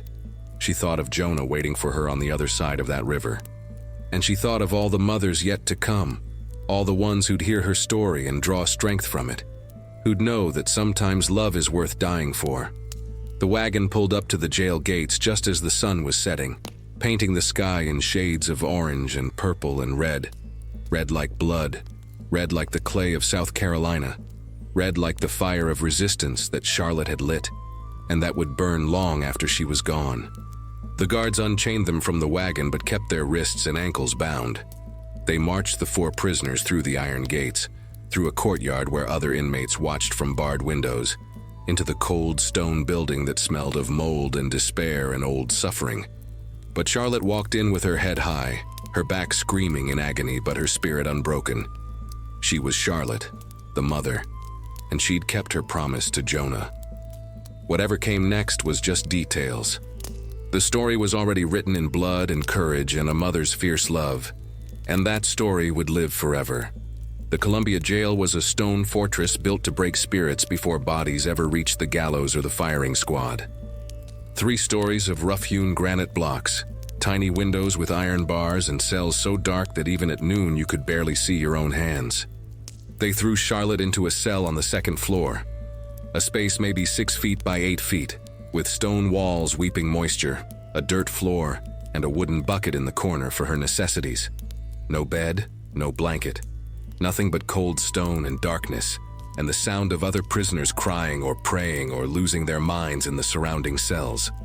The guards, poor crackers who took pleasure in their small authority, shoved her in hard enough that she stumbled and fell, her torn back hitting the wall and sending white-hot agony through her whole body. She bit down on a scream, tasting blood from where she'd bitten through her lip. "Trials in 3 days," one of them said, grinning with rotten teeth. "Judge Hamilton, don't waste time with niggers who kill white men. You'll be convicted by noon and dead by sunset. Enjoy your last days on earth, murderer." They slammed the iron door and locked it with a heavy key that echoed through the corridor. Their footsteps faded away, leaving Charlotte alone in the darkness. For a long time, she just lay there on the cold dirt floor, too exhausted and pain-racked to move. Her back was on fire, the wounds from the whipping already festering in the filthy conditions. She could feel fever starting to build in her body, heat radiating from her torn flesh. This was where she would die then. Not cleanly with a bullet or a rope, but slowly from infection and fever in this stone tomb, her body rotting while she was still alive. But then she heard it, a voice from the cell next to hers, coming through a crack in the stone wall. A woman's voice, old and cracked but strong with the weight of years and wisdom. "You the one they talking about. Charlotte, who shot the slave trader." Charlotte managed to push herself into a sitting position, leaning carefully against the wall to keep pressure off her back. "Yes, that's me." "Lord have mercy. They saying you didn't scream when they whipped you 50 times. They saying you sang spirituals while Marsh tore your back to pieces. Who told you that?" A dry chuckle came through the wall. "Word travels fast among our people, sister. Even through prison walls. My grandson works in the kitchen here. He hears things from the guards, passes news to us prisoners who still got ears to hear." Charlotte closed her eyes, leaning her head back against the cold stone. "What's your name, sister?" "They call me Mama Zula. Been in this cell for 20 years, ever since I poisoned the master who raped my daughter. They gave me life in prison instead of death, said hanging me would be too merciful. So here I sit, watching the seasons change through that little window, waiting for the Lord to call me home." 20 years. Charlotte couldn't even imagine it. 20 years in this stone cage, breathing stale air, eating whatever slop they threw through the door, slowly dying while still alive. "How do you survive it?" Charlotte asked quietly. "Same way we survive everything, child. We remember who we are. We hold on to the stories. We keep our spirits free even when our bodies are bound."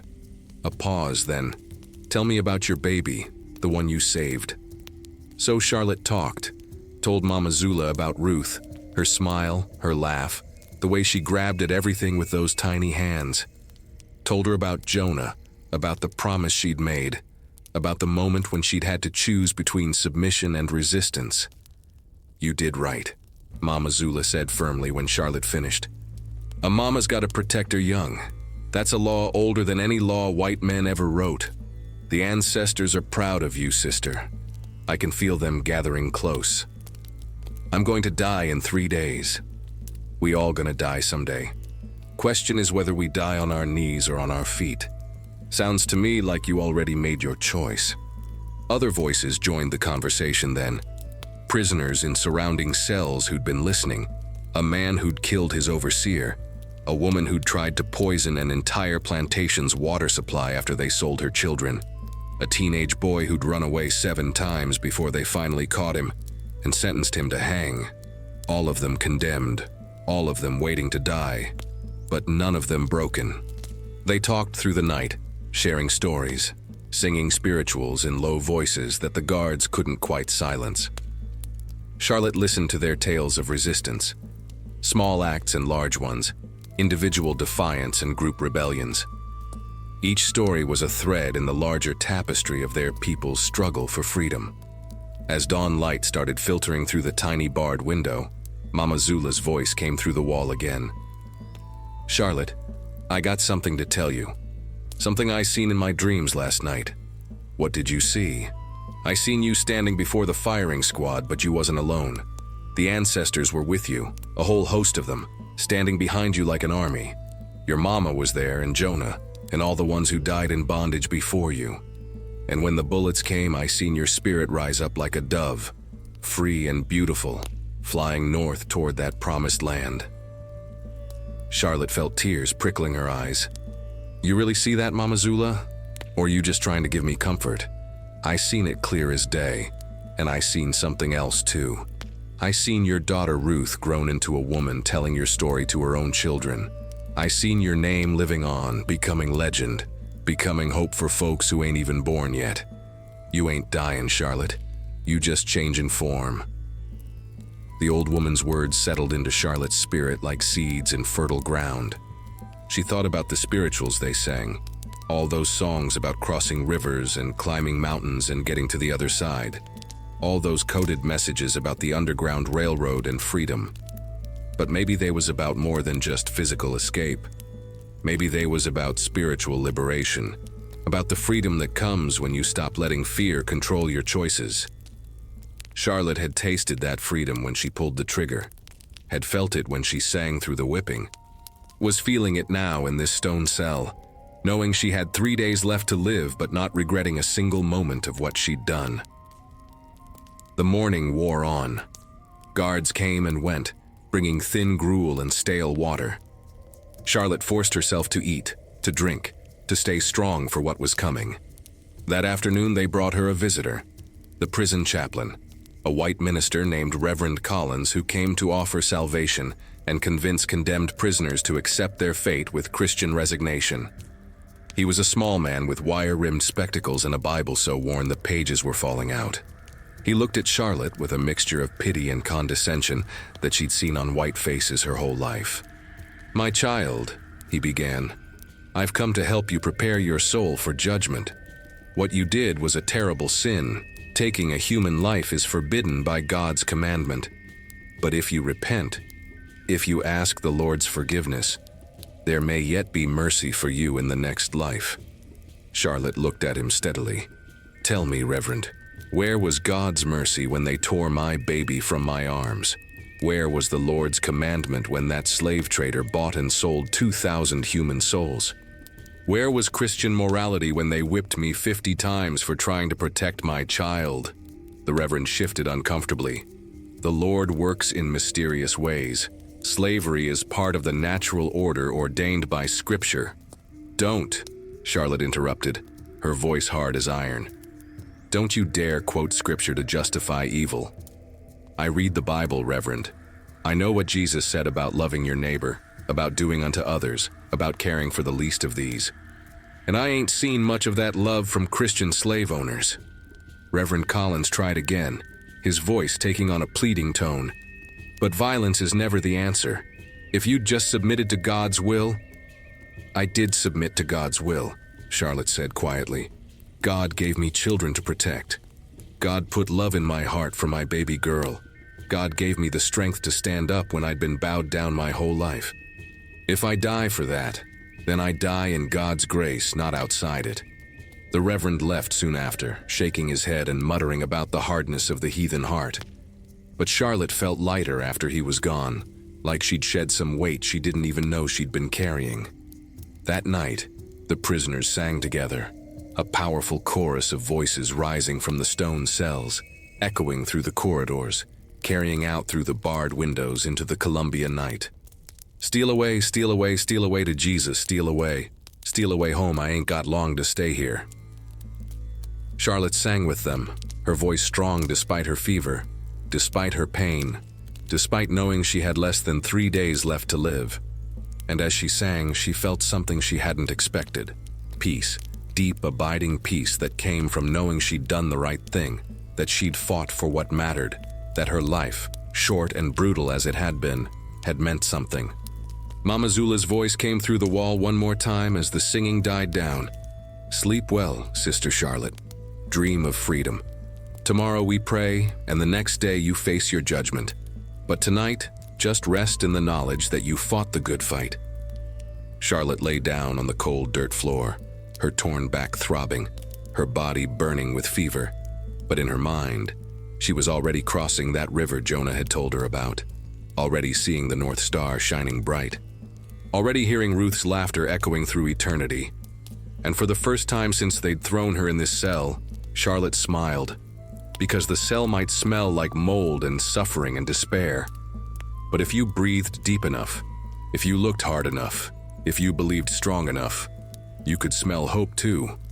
And hope, as it turned out, was stronger than stone walls, stronger than chains, stronger than death itself. The morning of November 17th, 1858, dawned cold and clear over Columbia, South Carolina. The kind of morning where your breath came out in white clouds and frost sparkled on the ground like scattered diamonds. Charlotte woke before first light, her body aching from 3 days of lying on cold stone. Her back a mass of infected wounds that pulsed with every heartbeat. The fever had gotten worse overnight. She could feel it burning through her, making her thoughts fuzzy and her vision swim. But her mind was clear enough to know what day it was. Execution Day. The trial had been a farce, just like everyone knew it would be. Took all of 45 minutes from start to finish. Judge Hamilton, a sour-faced man with tobacco-stained teeth, had barely looked at Charlotte as the charges were read. Murder of a white citizen, insurrection, destruction of property, since killing Crowder had deprived Captain McRae of his sail. They didn't let Charlotte speak in her own defense, didn't call witnesses except the 2 crackers who'd been with Crowder and the plantation overseer Tobias Marsh. Each one testified that Charlotte had shot Crowder in cold blood, unprovoked, a clear case of a slave forgetting her place. The all-white jury deliberated for maybe 10 minutes before returning with their verdict, guilty on all counts. Judge Hamilton sentenced her to death by firing squad, to be carried out at dawn on November 17th. Let this serve as an example, he'd said, banging his gavel, to any other slaves who might contemplate raising a hand against their betters. Now that dawn had arrived. Charlotte heard the guards coming down the corridor, their boots heavy on stone, their voices low and serious. They stopped at her cell, and the iron door swung open with a rusty screech. "Time to get ready," one of them said. Not cruel, just matter of fact. To him, this was just another job, another execution in a long line of them. They led her down the corridor, past cells where other prisoners pressed their faces to the bars to watch her go. Mama Zula's ancient voice called out, "Walk tall, sister. The ancestors are with you." Other voices joined in, a chorus of support from the condemned and the suffering. "Go with God, Charlotte. Tell our people we love them. You ain't dying alone, sister." Charlotte tried to smile, tried to acknowledge them, but her legs were shaky and her vision kept blurring. The guards had to half carry her down 2 flights of stairs to a room on the ground floor she'd never seen before. What she saw there made her stop in her tracks. Laid out on a wooden table was a white dress, not rough homespun or feed-sack cotton like she'd worn her whole life. This was fine white muslin, the kind of fabric that cost more than most enslaved folks would see in a lifetime. It had long sleeves, a high collar, and fell to the floor in soft folds. "What's this?" Charlotte asked, her voice hoarse from fever and disuse. One of the guards, a young man who looked uncomfortable with the whole situation, cleared his throat. "Standing orders from the warden. All condemned prisoners get executed in white. Something about not wanting blood to stain the execution ground too bad." Charlotte stared at the dress and suddenly started laughing. It hurt her torn back, hurt her fever-racked body, but she couldn't stop. The irony was too rich, too bitter, too perfectly absurd. They'd kept her in rags her whole life, worked her like an animal, whipped her until her back was shredded meat, denied her every dignity, every comfort, every basic human right. But now that they were about to kill her, they wanted to dress her up pretty, wanted to make her execution look civilized and proper, wanted to hide the violence of what they were doing behind white muslin and Christian ceremony. "Something funny?" the guard asked, frowning. Charlotte wiped tears from her eyes. Whether from laughter or grief, she couldn't tell anymore. Just thinking how white folks always worried about appearances. Can beat a woman half to death, but God forbid the execution ground look messy. The guard's face flushed. Just put on the dress. They brought in a bucket of water, actually warm, another absurd courtesy, and a rough cloth. A stern-faced white woman, probably the warden's wife, came in to help Charlotte wash and change. She worked efficiently, not unkindly, cleaning the dirt and blood from Charlotte's body as best she could without touching the infected wounds on her back. "Lord have mercy," the woman muttered when she saw the state of Charlotte's back. "They really did a number on you." "That's what happens when you forget your place," Charlotte said quietly. The woman met her eyes for a moment, and Charlotte saw something flicker there. Maybe shame, maybe pity, maybe recognition that this whole system was rotten to its core. But then the woman looked away and continued her work in silence. Getting the white dress on was agony. Every movement pulled at the wounds, sent fresh fire racing through Charlotte's body. But finally it was done, the soft fabric hanging loose on her too thin frame. They sat her down, and the warden's wife combed out Charlotte's hair. It had gotten matted and tangled during her days in the cell. She worked the tangles out gently, then braided it into 2 long plaits that hung down Charlotte's back. "There," the woman said softly. You look dignified." Charlotte caught a glimpse of herself in a small mirror on the wall. The white dress made her dark skin look even darker by contrast. The braids framed a face that was gaunt and fever-flushed but still beautiful in its way. She looked like a bride, almost, or an angel, or a sacrifice. "Can I ask you something?" Charlotte said to the woman. "I suppose." "You got children?" The woman hesitated, then nodded. 3, 2 boys and a girl. "Then you understand. You understand why I did what I did." The woman's eyes filled with tears. She opened her mouth like she wanted to say something, but then just shook her head and hurried from the room. Left alone with the guards, Charlotte stood as straight as her damaged body would allow. The white dress whispered around her ankles. Her bare feet were cold on the stone floor. "Time to go," one of the guards said. They didn't chain her this time. Didn't see the point, probably. Where was a dying woman in a white dress going to run? They just walked on either side of her, guiding her toward the door that led to the prison courtyard. As they walked, Charlotte started to sing. Soft at first, then stronger. "Soon I will be done with the troubles of the world. Troubles of the world, troubles of the world. Soon I will be done with the troubles of the world, going home to live with God." From behind the cell doors, other prisoners took up the song. Their voices echoed through the stone corridors, a chorus of the condemned and the suffering, singing their sister home. The guards led Charlotte through the iron door and into the courtyard. The cold morning air hit her face like a slap. The sky was just starting to lighten in the east, pink and gold streaks cutting through the darkness. In the center of the courtyard stood a wooden post. Behind it, a brick wall pocked with bullet holes from previous executions. And in a line facing the post, 10 soldiers with muskets. A small crowd had gathered to witness, white men mostly, come to see justice done to an uppity slave. But Charlotte also spotted a few black faces in the back, enslaved folks who'd gotten permission somehow to attend.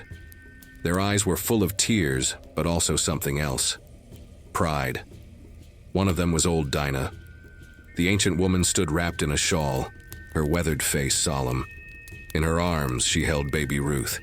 Charlotte's breath caught in her throat. Her baby. Her Ruth. 1 year old now, big enough to stand if someone held her hands, starting to say real words. Their eyes met across the courtyard, and Dinah lifted Ruth's little hand in a wave. Charlotte waved back, tears streaming down her face, her heart breaking and soaring all at once. "I love you," she mouthed silently. "Mama loves you." The guards led her to the post. The captain of the firing squad, a gray-haired man with kind eyes that seemed out of place, stepped forward. "Charlotte Williams," he said formally, "you have been condemned to death for the murder of Silas Crowder. Do you have any last words?" Charlotte looked at the sky, at the morning star still visible in the west, looked at the soldiers with their muskets, looked at old Dinah and baby Ruth, looked at her people gathered to bear witness, and she smiled. Because she'd fought back. Because she'd protected her child. Because she died free in her spirit even if her body was still in chains. "I have words," she said, her voice carrying clear across the courtyard. And what she said next would be remembered for generations. Charlotte stood before the firing squad in her white dress, the morning breeze pulling at the fabric, making it billow around her like angel wings. The sky behind her was turning from pink to gold, the sun just starting to peek over the horizon. The 10 soldiers stood in a line, their muskets loaded and ready. Most of them were young, boys really, poor white men from upcountry who'd joined the militia for the pay. They shifted uncomfortably, not quite able to meet Charlotte's eyes. The captain cleared his throat. "You may speak your last words." Charlotte took a deep breath, feeling the cold morning air fill her lungs. Her back throbbed with every movement. Her fever made her head swim, but her mind was crystal clear. This was her moment, her last chance to speak truth before they silenced her forever. She looked out at the gathered crowd, white faces in the front, full of righteous satisfaction that justice was being served. Black faces in the back, full of grief and rage and something like hope. "My children will know," Charlotte began, her voice steady and strong, "that their mother did not bow. My children will know that I stood up when they tried to steal my baby. My children will know that a mother's love is fiercer than any chain, any whip, any law that white men ever wrote." She paused, looking directly at Captain McRae, who stood near the front with his arms crossed and his face hard as stone. "I killed Silas Crowder, and I ain't sorry. That man had bought and sold 2,000 souls, 2,000 mothers and fathers and children torn apart like they was nothing but property. He reached for my baby girl, put her in a sack like she was a bag of cornmeal, and expected me to just stand there and take it." Her voice rose, carrying across the courtyard, echoing off the stone walls. "But I didn't just stand there. I fought back. I said no more. And you can kill me for it, but you can't kill what I represent. You can't kill the spirit of resistance. You can't kill a mother's love." Some of the white men shifted uncomfortably.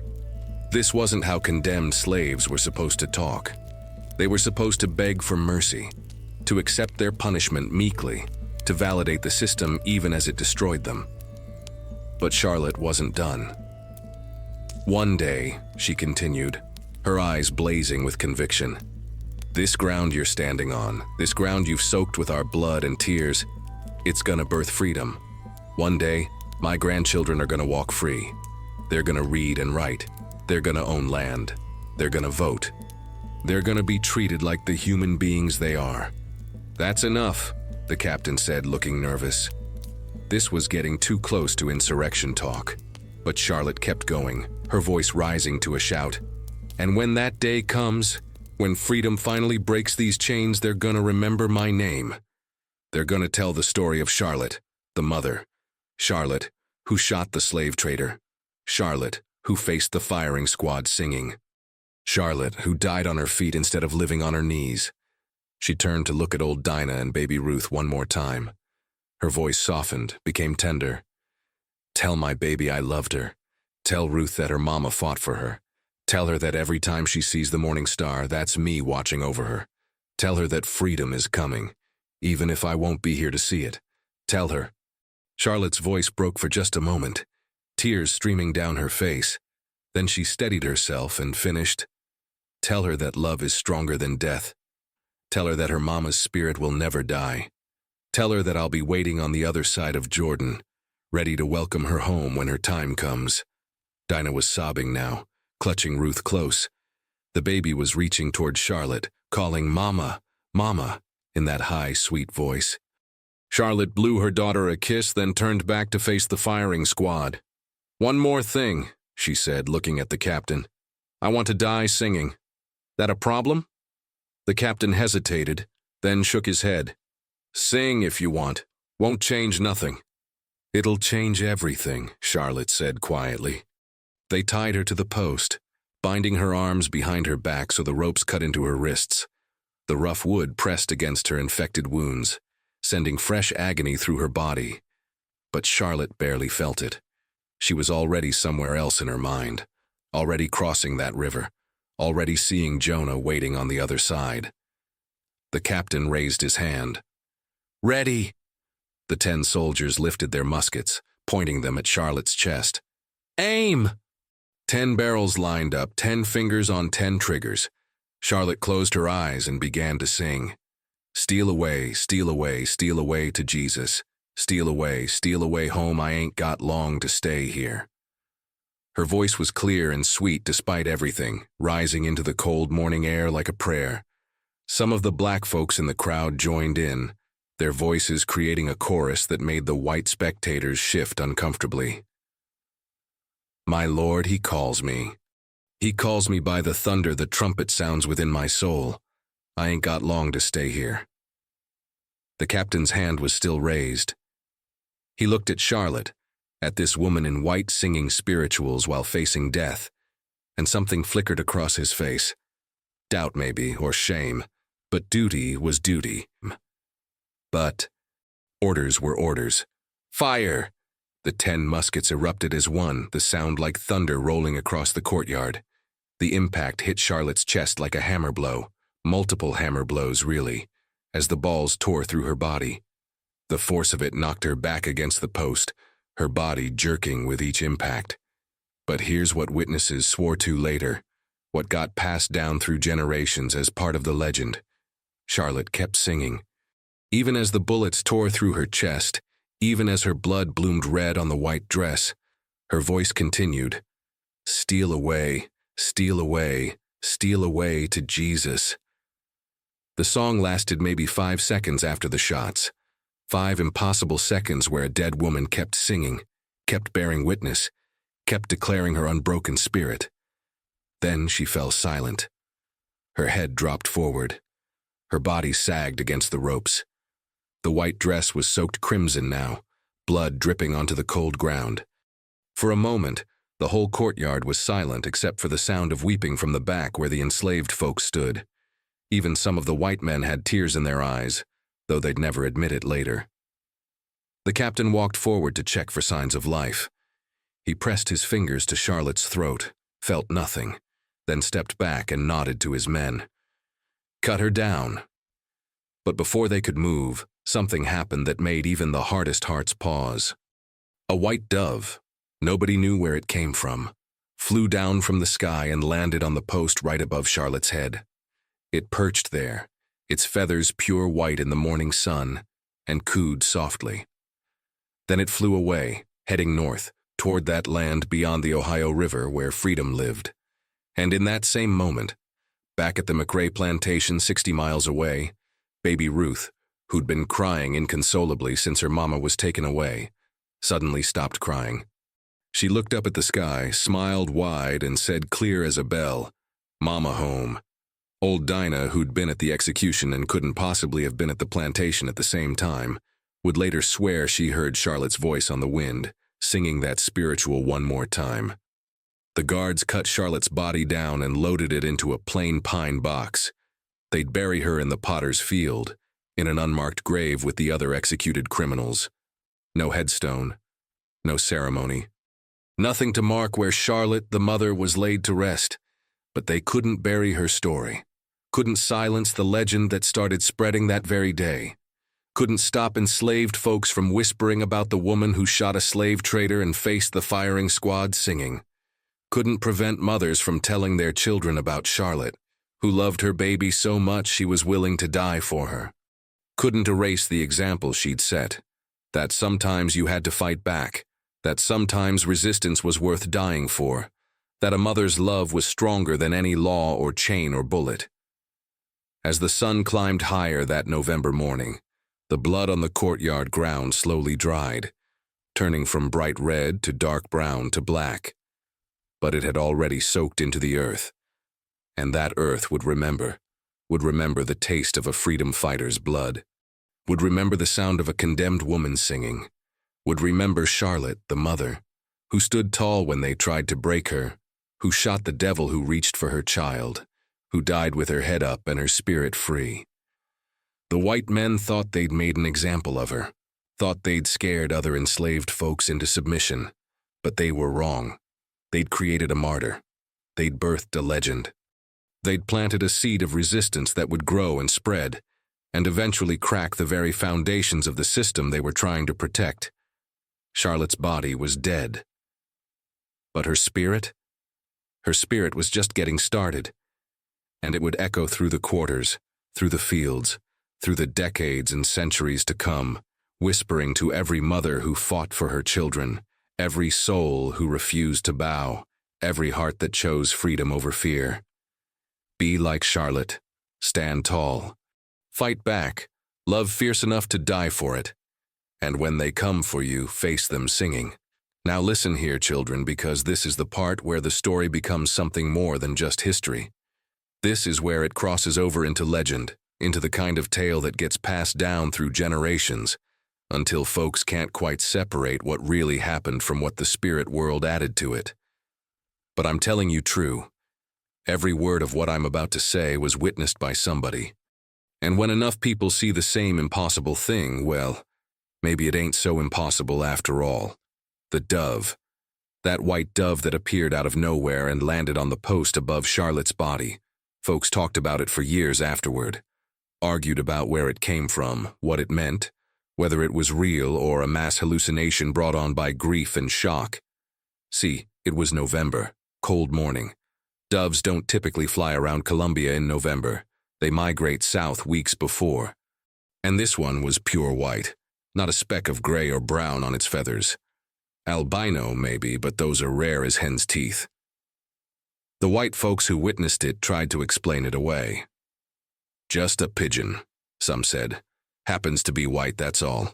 Nothing supernatural about it. But the black folks knew better. They recognized a sign when they saw one. Old preacher Samuel from the McRae plantation. He'd been given permission to attend the execution to pray for Charlotte's soul. He was standing in the back with the other enslaved witnesses when that dove appeared. His voice rang out clear across the courtyard.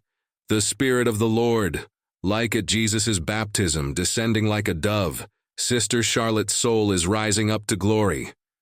Some of the white men told him to shut his mouth, but the damage was done. The seed was planted. By nightfall, every enslaved person within 50 miles had heard about the dove. By the end of the week, the story had spread to Virginia, to Georgia, to Louisiana, and with each telling, the legend grew. They said Charlotte's spirit had taken the form of that dove, flying north toward freedom. They said the dove carried her prayers to the ancestors, who welcomed her home with singing. They said if you saw a white dove in the quarters at night, it was Charlotte watching over the children, making sure they stayed strong. But here's what really happened in the days and weeks after Charlotte died. And this part is documented, written down by white folks who couldn't deny it even though they wanted to. The soldier who fired the killing shot. Nobody knew exactly which one since all 10 muskets went off at once. But the ball that pierced Charlotte's heart had to come from somewhere. That soldier started having nightmares. His name was Private Thomas Whitmore, 22 years old, from a hardscrabble farm up in the Piedmont. He'd joined the militia to earn extra money, never gave much thought to what he might be ordered to do. After Charlotte's execution, he couldn't sleep. Every time he closed his eyes, he saw her standing there in that white dress singing even as the bullets tore through her. He heard her voice in his dreams, that spiritual about stealing away to Jesus. Within a month, he'd quit the militia. Within 6 months, he'd left South Carolina entirely, moved to Pennsylvania, and, this is the part that really got folks talking, joined the abolitionist movement. Thomas Whitmore became one of the conductors on the Underground Railroad, helping enslaved folks escape to freedom.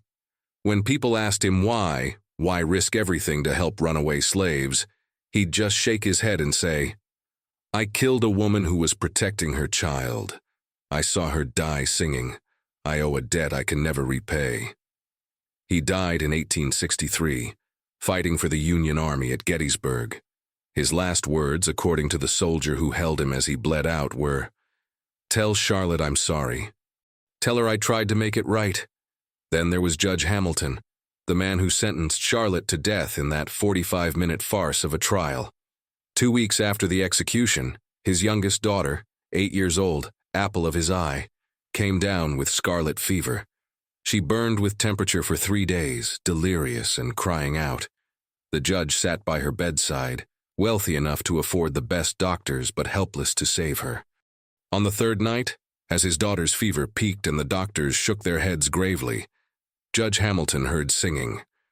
Coming from his daughter's room, clear as day, steal away, steal away, steal away to Jesus.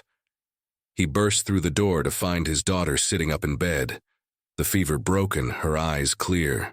She was singing that spiritual, a song she'd never heard before, a song that definitely wasn't taught to white children in South Carolina. "Where did you learn that?" he demanded. "The dark lady taught me," his daughter said simply. "The one in the white dress. She sat by my bed and sang it until the hot went away. She said to tell you that mercy is a circle. What you give comes back around."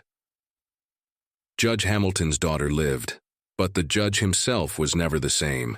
He became withdrawn, stopped attending church, started drinking heavy. Within 2 years, he'd resigned from the bench. Within 5, he was dead from cirrhosis. His last words a rambling apology to someone nobody else could see. And Captain Elijah McRae, the man who owned Charlotte, who sold Ruth away, who ordered the whipping that tore her back to shreds. His plantation started failing almost immediately. First, the cotton crop that year came in stunted and weak, barely worth harvesting. Then 3 of his best field hands escaped, following the North Star to freedom. Then fire took the cotton gin one night. Nobody could prove it was arson, but everybody suspected. Within 3 years, McRae was bankrupt, had to sell the plantation, sell the remaining enslaved folks, everything. He died in poverty in 1864, bitter and broken, muttering about a curse that had fallen on his house the day he let that traitor take Charlotte's baby. But the most powerful legacy wasn't in the white folks who suffered consequences. It was in the black folks who found strength. In the months after Charlotte's execution, something shifted in the slave quarters across South Carolina and beyond. A new spirit of resistance started spreading, quiet but unmistakable. More escapes, more accidents befalling cruel overseers, more mothers hiding their children when traitors came around, ready to fight rather than submit. And they sang. Lord, how they sang. New verses appeared in the old spirituals, verses that hadn't existed before November 17th, 1858. Charlotte shot the traitor, children Charlotte faced the guns. She died with her head up high, children and her soul it rose with the sun. They tried to take her baby. She said, no, not today. The bullets couldn't kill her spirit. It just flew up and away. The masters tried to suppress these songs, threatened whippings to anyone caught singing them. But you can't whip away a story once it takes root in people's hearts. By 1860, Charlotte's name was being whispered in slave quarters from Virginia to Texas. Young mothers facing the auction block would touch their children's heads and whisper, "Be brave like Charlotte's Ruth. Your mama loves you fierce enough to die for it." Men planning escapes would invoke her name. Charlotte didn't run, but she stood tall. We gonna do both, stand tall and run fast.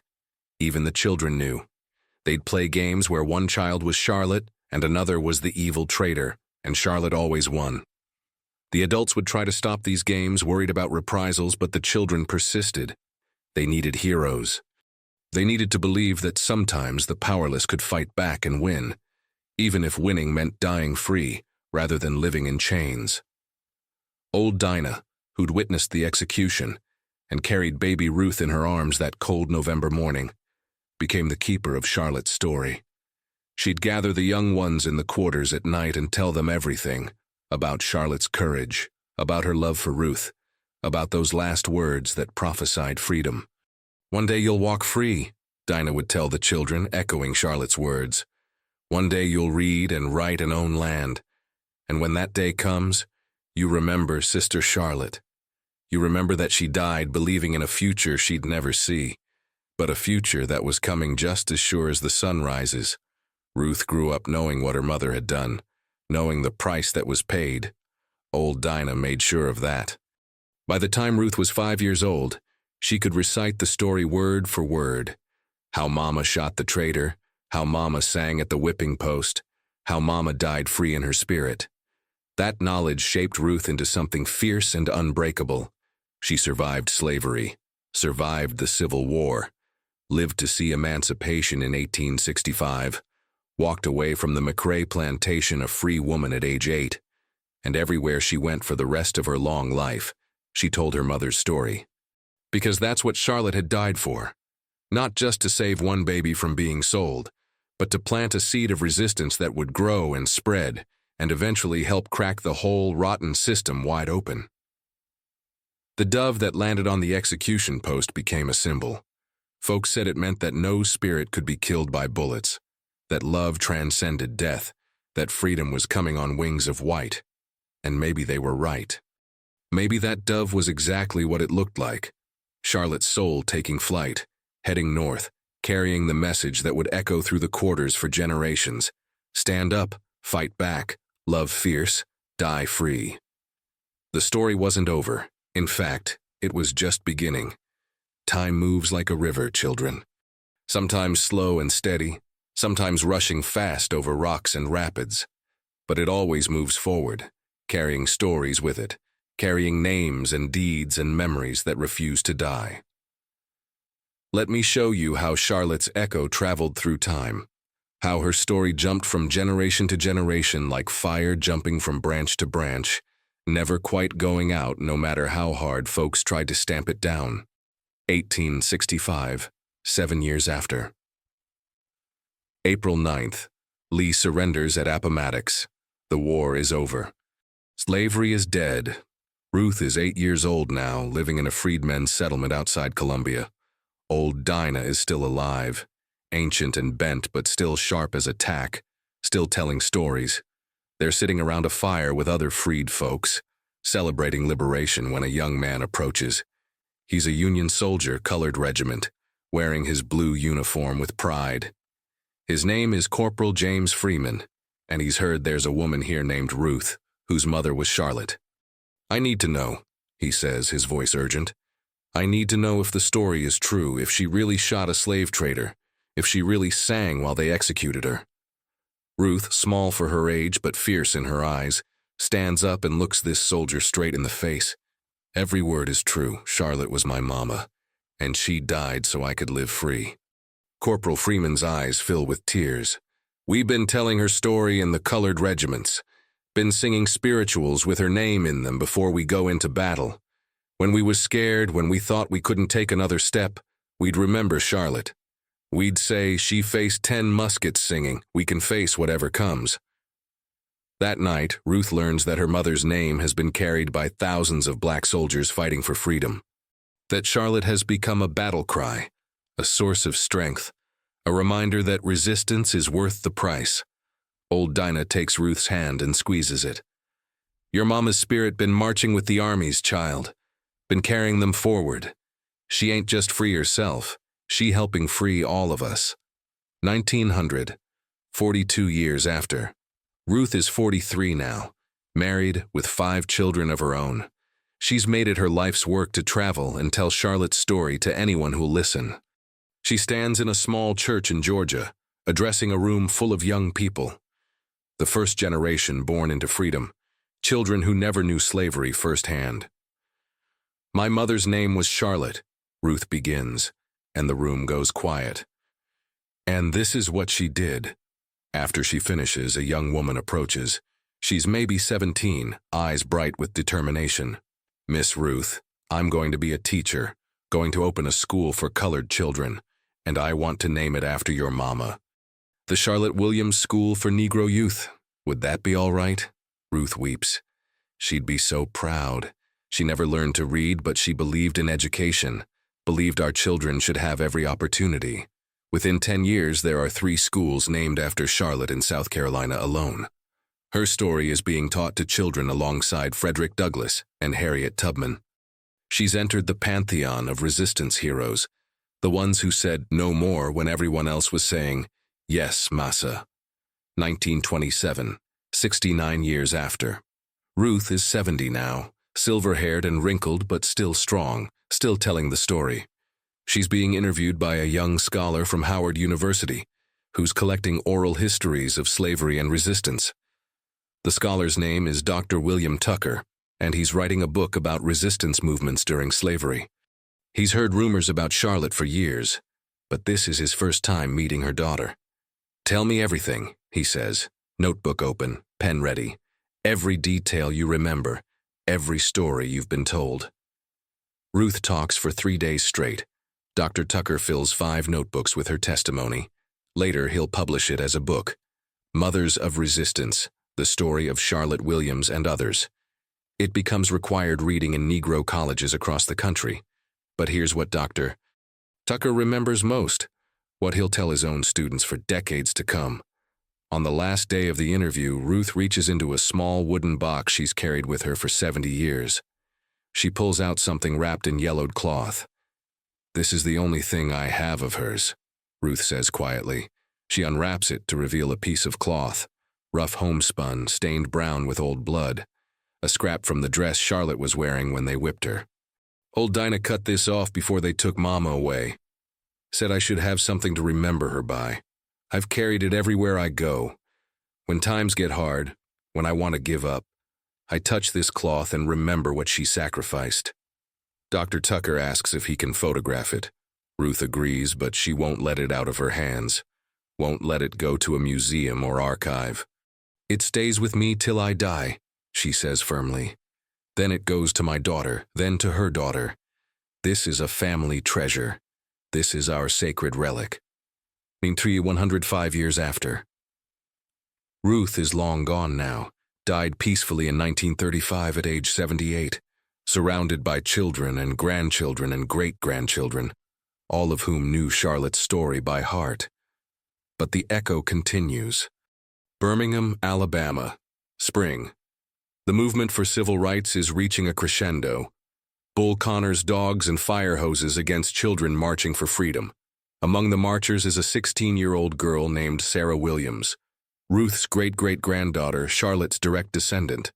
She's walking arm in arm with other young people, singing freedom songs, facing down police and angry mobs. When the dogs are released, when the water cannons turn on, when white men with clubs start swinging, Sarah doesn't run. She stands her ground, and she sings.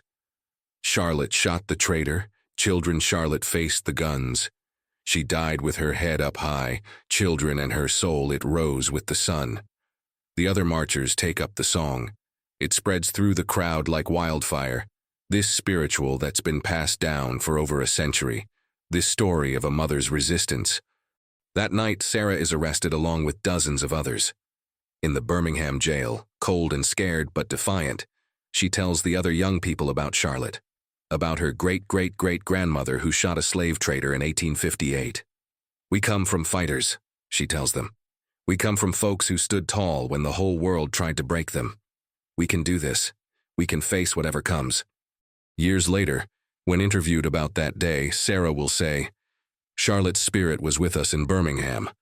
I felt her standing beside me when I faced those dogs. I heard her voice in my head. Don't bow, don't break, sing." So that's what we did.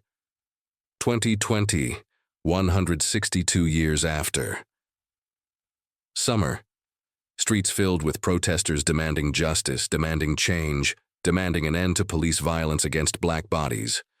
Minneapolis, Louisville, Atlanta, Columbia, cities across America echoing with cries of Black Lives Matter and Say Her Name. In Columbia, South Carolina, near where Charlotte was executed, a young activist stands before a crowd. Her name is Joy Freeman. She's done the genealogy, traced her line back, discovered that she's descended from Charlotte through a complex web of family connections. "I want to tell you about my ancestor," Joy says into the microphone. "Her name was Charlotte Williams, and in 1858, she killed a slave trader who tried to steal her baby." The crowd listens, rapt. When Joy finishes, someone starts chanting, "Say her name, Charlotte Williams, say her name." The chant spreads through the protest. Hundreds of voices calling out the name of a woman who died 162 years before, recognizing her as part of the same struggle, the same fight for dignity and humanity, and the right to protect your own. That night, someone paints Charlotte's name on the pavement, creates a memorial right there on the street, leaves flowers and candles. Within weeks, there's a movement to create an official monument to Charlotte, to mark the spot where she was executed, to teach her story in schools alongside Rosa Parks and Harriet Tubman. The city council balks at first. She was a murderer, some say. We can't honor someone who killed a man, but the community pushes back. She was a mother protecting her child. She was a freedom fighter. She was a hero. The debate rages, but Charlotte's name keeps being spoken, keeps being written, keeps being chanted at protests and taught to children and remembered. 2025, 167 years after. Present day, you sitting here listening to this story, that's the echo too. That's how it continues. See, Charlotte didn't just die on that cold November morning in 1858. She planted a seed. And that seed grew into Ruth, who grew into children, who grew into grandchildren, who grew into generation after generation of fighters and survivors and people who refuse to forget. Every time someone tells her story, Charlotte lives again. Every time a mother stands up to protect her child, Charlotte's spirit is there. Every time someone chooses resistance over submission, dignity over survival, freedom over fear, that's Charlotte's legacy. The river of time keeps flowing, carrying her name forward. From Ruth to Dr. Tucker's book to Sarah in Birmingham, to Joy at the protests to you, right now, hearing these words. 167 years, and the echo is still ringing. 167 years and we're still saying her name. 167 years and Charlotte, the mother, is still teaching us how to stand tall, fight back, and die free rather than live in chains. That white dove that flew from the execution post, it never landed. It's still flying, still carrying Charlotte's message across time and space and generations. Love is stronger than death. Resistance is worth the price. Your children's freedom is worth your life. And as long as there are mothers who love fierce enough to fight, as long as there are people willing to stand up against injustice, as long as there are voices willing to sing in the face of death, Charlotte's echo will never fade. It will just keep growing louder, stronger, more powerful with each generation that takes up the cry. We are Charlotte's children. We are Ruth's descendants. We are the ones she died believing in. And we will not bow. We will not break. We will stand tall and sing. Just like Mama taught us. Now I need to tell you something, children. Something I've been holding back this whole time, waiting for the right moment to reveal. You've been listening to this story thinking it's being told by some ancient narrator, some griot from the old days, some spirit voice from beyond. And in a way, that's true. But it's time you knew who's really been talking to you all this time. My name is Ruth Williams. I am Charlotte's daughter, the baby in the burlap sack, the 1-year-old child that Silas Crowder tried to steal away. The reason my mama loaded that old musket and stood her ground and pulled the trigger that changed everything. I'm 92 years old now, sitting in my great-granddaughter's house in Columbia, South Carolina. Yes, the same city where they executed my mother 171 years ago. The irony ain't lost on me. My bones ache. My eyes are cloudy with cataracts. My hands shake when I try to hold a cup of tea. But my memory, Lord, my memory is sharp as the day I was born. I don't remember that morning when Crowder came. I was too young, just 14 months old. But I remember everything that came after. Everything old Dinah told me. Everything the community passed down. Everything my mama's sacrifice burned into our collective soul. Dinah raised me after Mama died. That ancient woman who'd survived the Middle Passage, who carried the old ways, who saw the future in her dreams. She became my grandmother, my teacher, my connection to Mama's spirit. Every night she'd sit me on her lap and tell me the story, over and over until I could recite it by heart, until I could see it in my mind like I'd been there myself. Your mama loved you something fierce, Dinah would say, her gnarled hands stroking my hair. She loved you enough to die for you, and you got to live in a way that honors that sacrifice. You hear me, child? I heard. Lord, how I heard. When emancipation came in 1865, I was 8 years old. Old enough to understand that we were free, that the chains were broken, that Mama's prophecy had started coming true. One day my grandchildren are gonna walk free, she'd said at her execution. Well, here I was, her daughter, walking away from the McRae plantation as a free person. The grandchildren would come later, but the dream was already unfolding. I've lived 92 years as a free woman, learned to read and write, something Mama never got to do. Got married to a good man named Thomas Freeman, a carpenter who treated me like a queen. Had 7 children, all of them strong and proud and knowing their grandmother's story by heart. Buried 5 of those children over the years. Consumption, influenza, 1 in the Great War, 1 to cancer, 1 to old age. Each loss tore my heart open fresh. But I'd think about Mama, who buried 4 children and still found the strength to fight for the ones who remained. If she could bear that pain, so could I. I've seen things Mama never could have imagined. Seen automobiles and airplanes and televisions. Seen black folks voting, holding office, teaching in universities. Seen the civil rights movement shake the foundations of Jim Crow. Seen a black president elected, twice. But I've also seen the suffering continue. Seen lynchings and segregation and police brutality. Seen my grandsons harassed for walking while black. Seen the same hatred that killed my mama take new forms in each generation. That's why I keep telling the story. That's why I agreed to this interview, why I let them record my voice for posterity, why I'm spending my last years making sure Charlotte's name doesn't get forgotten. 3 months ago, they finally did it. Erected a monument at the site where Mama was executed. Took them 171 years, but it's there now. A bronze statue of a woman in a white dress, head held high, with an inscription, Charlotte Williams, 1828, 1858. Mother, freedom fighter, martyr. She stood tall when they tried to break her.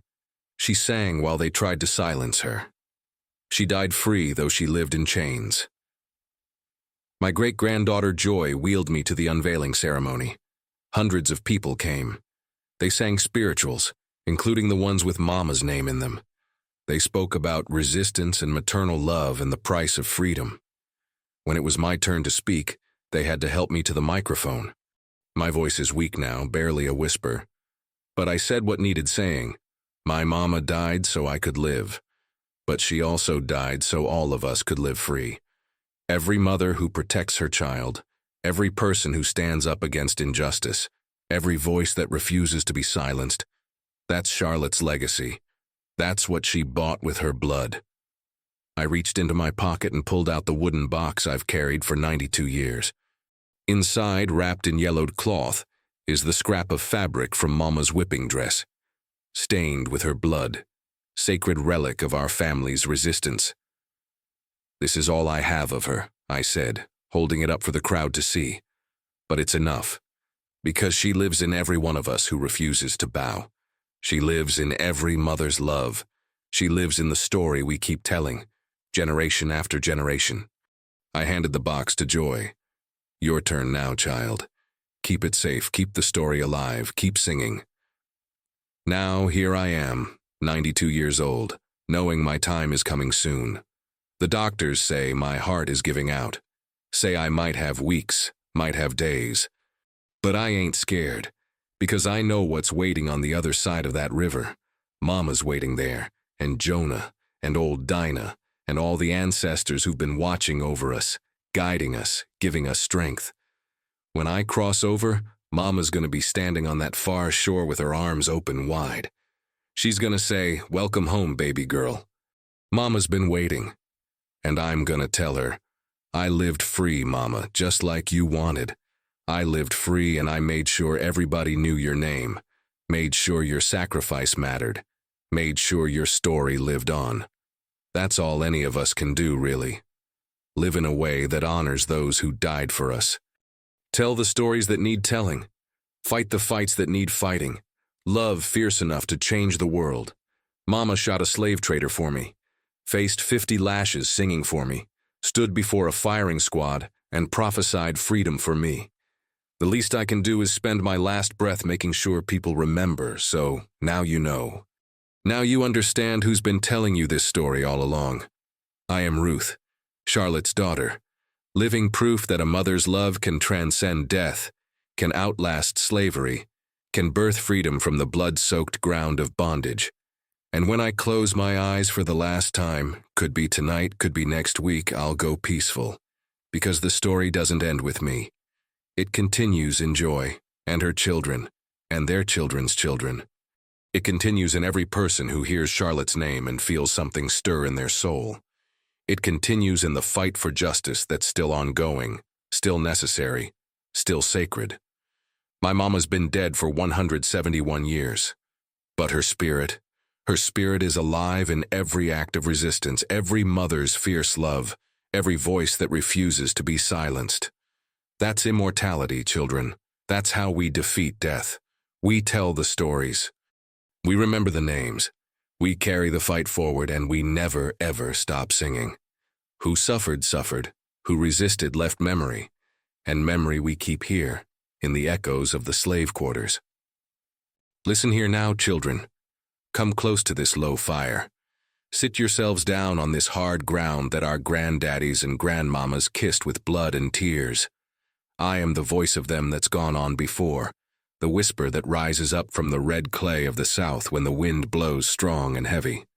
I carry the iron that wore down my wrists, the salt that burned my eyes in the belly of that ship, the scream that got caught in my throat when they took my firstborn child on that auction block in Charleston. I am the old one who didn't die, 'cause history keeps me alive to tell it. Today I bring you a memory that still burns. This ain't no fairy tale, ain't no legend about white heroes in shining armor. This is raw truth, sharp as the overseer's whip cutting through morning air. This is about a woman named Fee Charlotte, the mother. Charlotte, who carried 9 children in her womb and buried 4 before they saw 5 winters. Charlotte, who knew the name of every scar on her back and still sang low and sweet so the ones that remained could sleep at night. The year was 1858. The place, a cotton plantation near the PD River in South Carolina, where the son punishes harder than the overseer and the overseer punishes harder than the devil himself. Now settle your hearts and steady your minds. What I'm about to tell you ain't easy to hear. But the old ones say, the truth that hurts is the truth that heals. And healing, children, is why we remember. Lord, have mercy on us all. The shot split the morning like God's own judgment. One moment there was only the sound of October wind rustling through the cotton fields, the distant clucking of chickens by the big house, the low murmur of voices from the slave quarters where folks were stirring for another day of suffering under the burning sun. The next moment, thunder. A single crack that made every bird take flight, every dog start howling, every soul within earshot freeze in their tracks like they'd been turned to stone. Silas Crowder, the slave trader with the fire-red beard, fell backward off his feet. His eyes went wide as saucers, his mouth opening and closing like a fish pulled from the river. The front of his dirty white shirt bloomed red, deep, dark red like the clay soil of South Carolina after a hard rain. He hit the ground heavy, dust rising around him, and didn't move no more. The smoking gun was in Charlotte's hands. She stood there in front of her cabin, barefoot on the cold earth, her torn dress hanging off one shoulder, blood still dripping from her split lip where Crowder had kicked her just moments before. The old musket, Jonah's musket, the one she'd kept hidden under the straw mattress for 3 long years, was still raised, still pointed at the space where the traitor had been standing. Her hands didn't shake. Her eyes didn't blink. The only movement was the wind pulling at the edges of her head wrap. Behind her, somebody screamed, high and sharp and full of terror. Then another voice joined, and another, until the whole quarters erupted in a chaos of fear and confusion. Folks knew what this meant. Lord God Almighty, everybody knew what this meant. A black woman had just shot a white man dead on Captain Elijah McRae's plantation. In broad daylight. For a full minute, time itself seemed to stop. The two white men who'd come with Crowder, poor crackers with muskets and mean dispositions, stood frozen like they couldn't believe their own eyes. One of them finally reached for his weapon, fumbling with the strap, his face gone pale as milk. Charlotte swung the barrel toward him. Her voice came out low and steady, cold as a January frost. "Touch that gun, and you'll follow him straight to hell." The man's hand stopped mid-reach. He looked at his companion, then back at Charlotte, then down at Crowder's body leaking life into the red dirt. Slowly, carefully, like he was backing away from a cottonmouth